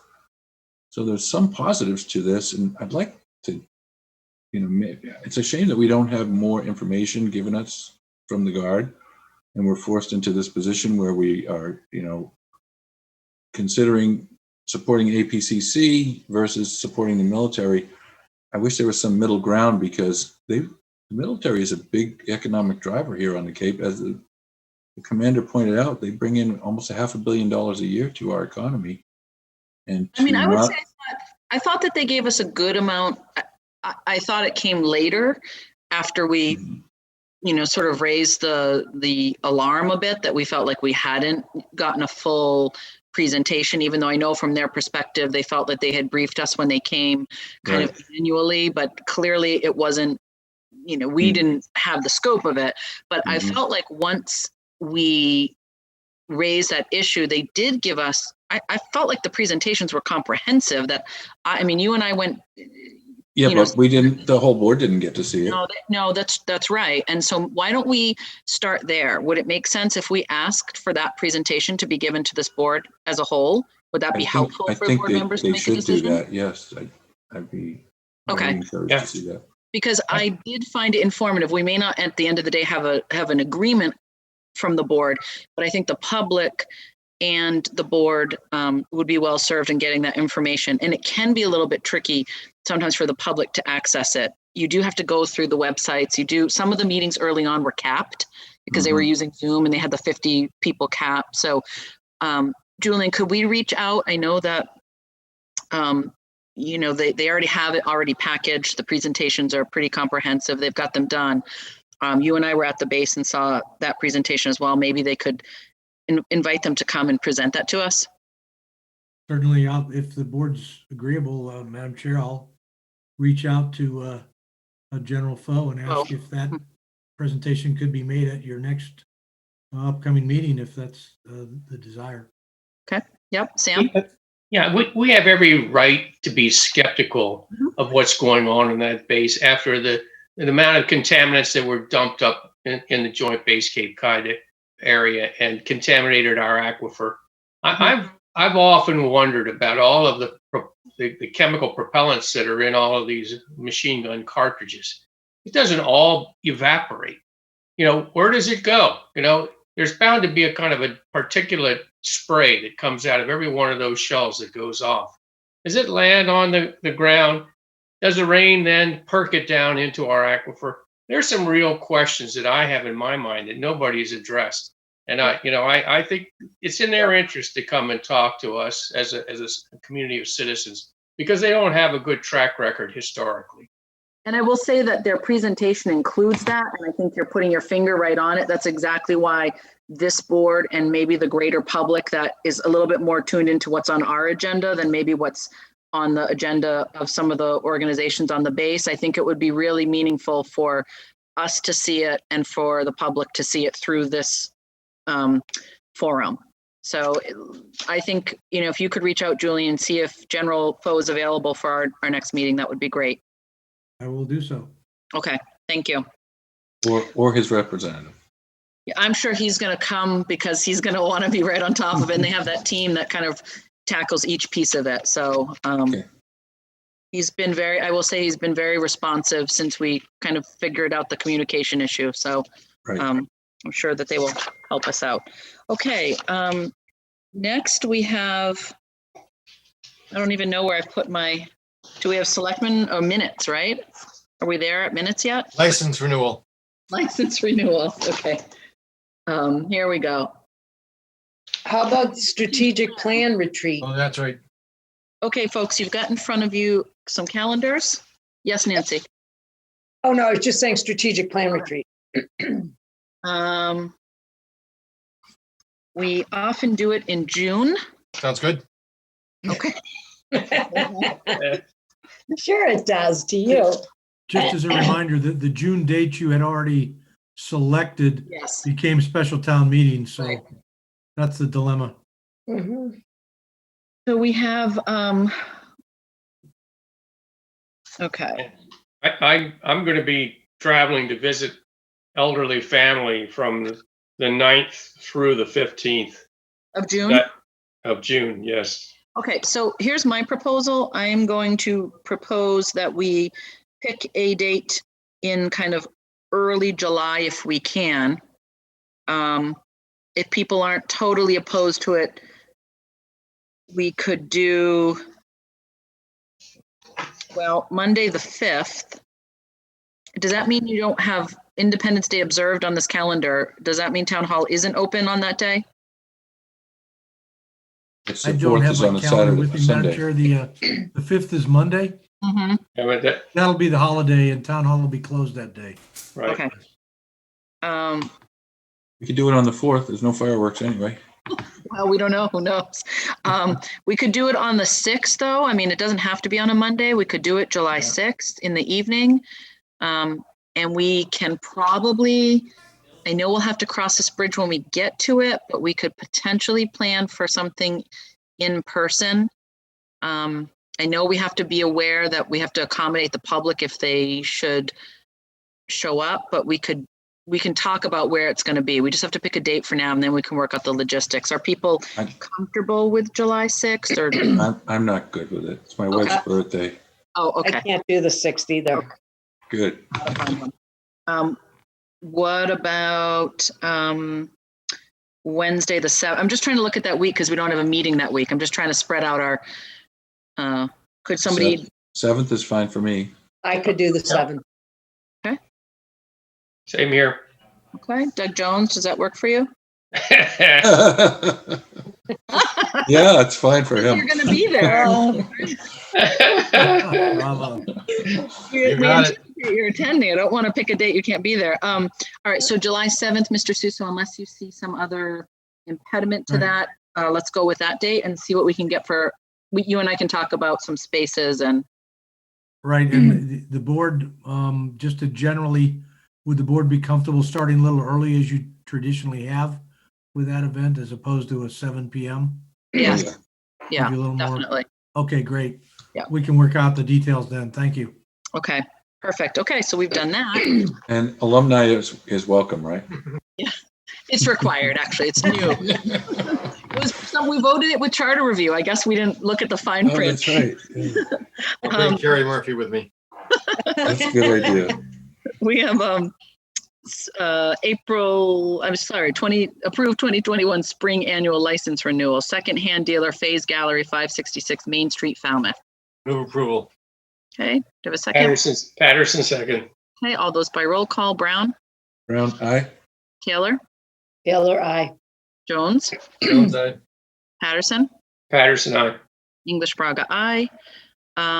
Minutes. That was a long time ago. Yeah. I found the minutes to be substantially correct, so I would move approval. You say so. Release to the public. We'll rely on you, Sam. You're our key editor. Taylor, second. He's our Minuteman.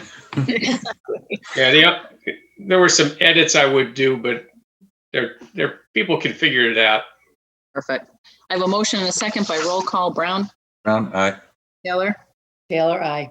Jones, Jones, aye. Patterson. Patterson, aye. Okay, and we have individual select board members' reports, like maybe 1 minute if you have one, folks. I forgot to report last week that the assembly has a new clerk, Owen Fletcher, and he's very effective and he's been very helpful. Thank you. Let's see. Oh, Ken Crillo reported that all Falmouth projects will be completed this year with the dredge. Yay.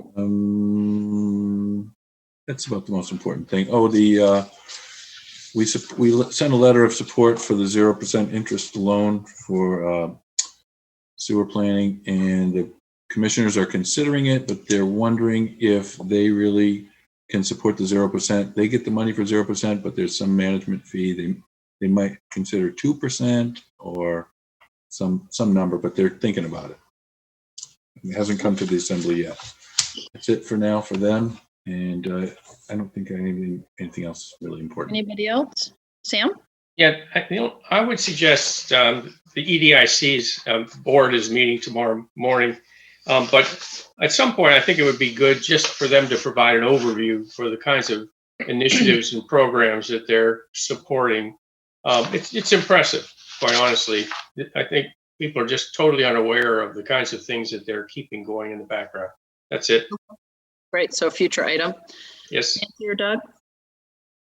Nope. I'm going to keep it brief because I'll gush, but this is our last meeting with Doug because we next meet on the 24th. And, you know, I just, you can't really say enough about, first of all, I don't know how you've done it for 9 years. That alone is worthy of all respect.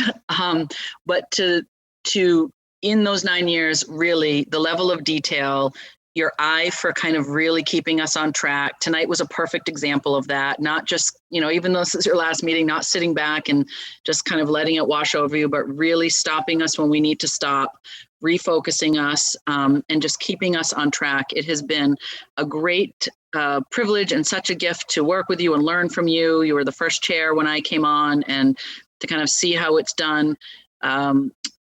I'm so glad that I will probably be likely transitioning out because the next person will have to really struggle and fumble without Doug Jones there to point out process and procedure. And I've said that before. Process and procedure is really the backbone. It lets people know that we are consistent and that we really care about the way we do things, not just what we do, but how we do them. And that has just been, really one of the things, Doug, that I think you have imbued into this process is really just not, just a sense of how much you love our community, but how much you're willing to really focus in on the details. And you do, both your mom and dad, a great, you're a great source of pride for them as two individuals, who really were public servants in their own ways, and your dad's career, serving this country as well. And you've really carried on that tradition. So thank you. And we are really serious that we expect you to come to many of our meetings because we will need you there. I'll just keep sending little chat messages every now and then. I feel so good to be leaving the board in you guys' capable hands. And I'm glad the town's going to be run by you guys. Thank you. I've certainly enjoyed all the little mix-ups between Doug Jones and Doug Brown. It's been pretty funny. Well, thank you so much. Thank you, Doug. Julian? It's been great working with you. Yes, thank you, Madam Chair, members of the board. On Friday, April 30th, I was pleased to attend the town's annual Arbor Day event, which involved significant planting of street trees along Queen Street and responsible trimming of oversized existing street trees. My compliments to Tree Warden Jeremiah Pearson and a number of staff members for their fine organizing work. On past Monday evening, I attended the public hearing held by the Steamship Authority regarding their decision to schedule a 5:30 a.m. freight boat out of Woods Hole to Martha's Vineyard, obviously continuing to be a challenging and controversial matter of great concern in the town. The board's next regular business meeting, as we've noted, is Monday, May 24th. And I want to advise the board that Town Hall and town administrative offices are closed on Monday, May 31st for the Memorial Day holiday. And I want to echo my personal thanks to outgoing select board member Doug Jones. Doug, for your steadfast leadership, guidance, and your personal attention to critical details. Your wisdom serving both as chair as well as vice chair in that capacity, and as a longtime select board member. You'll be missed, and we look forward to remaining engaged in whatever way can be appropriate, and welcome your continued guidance and thoughts on any number of issues. So thank you for everything as town manager, so much appreciated. And we wish you the best, you and your family, of all things going forward. Thank you. Thank you so much. And we will give you the honor, Doug, because With it's. that, I move we adjourn. Patterson second. I have a motion, a second. All those in favor, Brown, Brown eye. Taylor, Taylor, I. Patterson, Patterson, aye. Jones, Jones, aye. English. All Brothers. right. Good night, everyone. Night. Well done.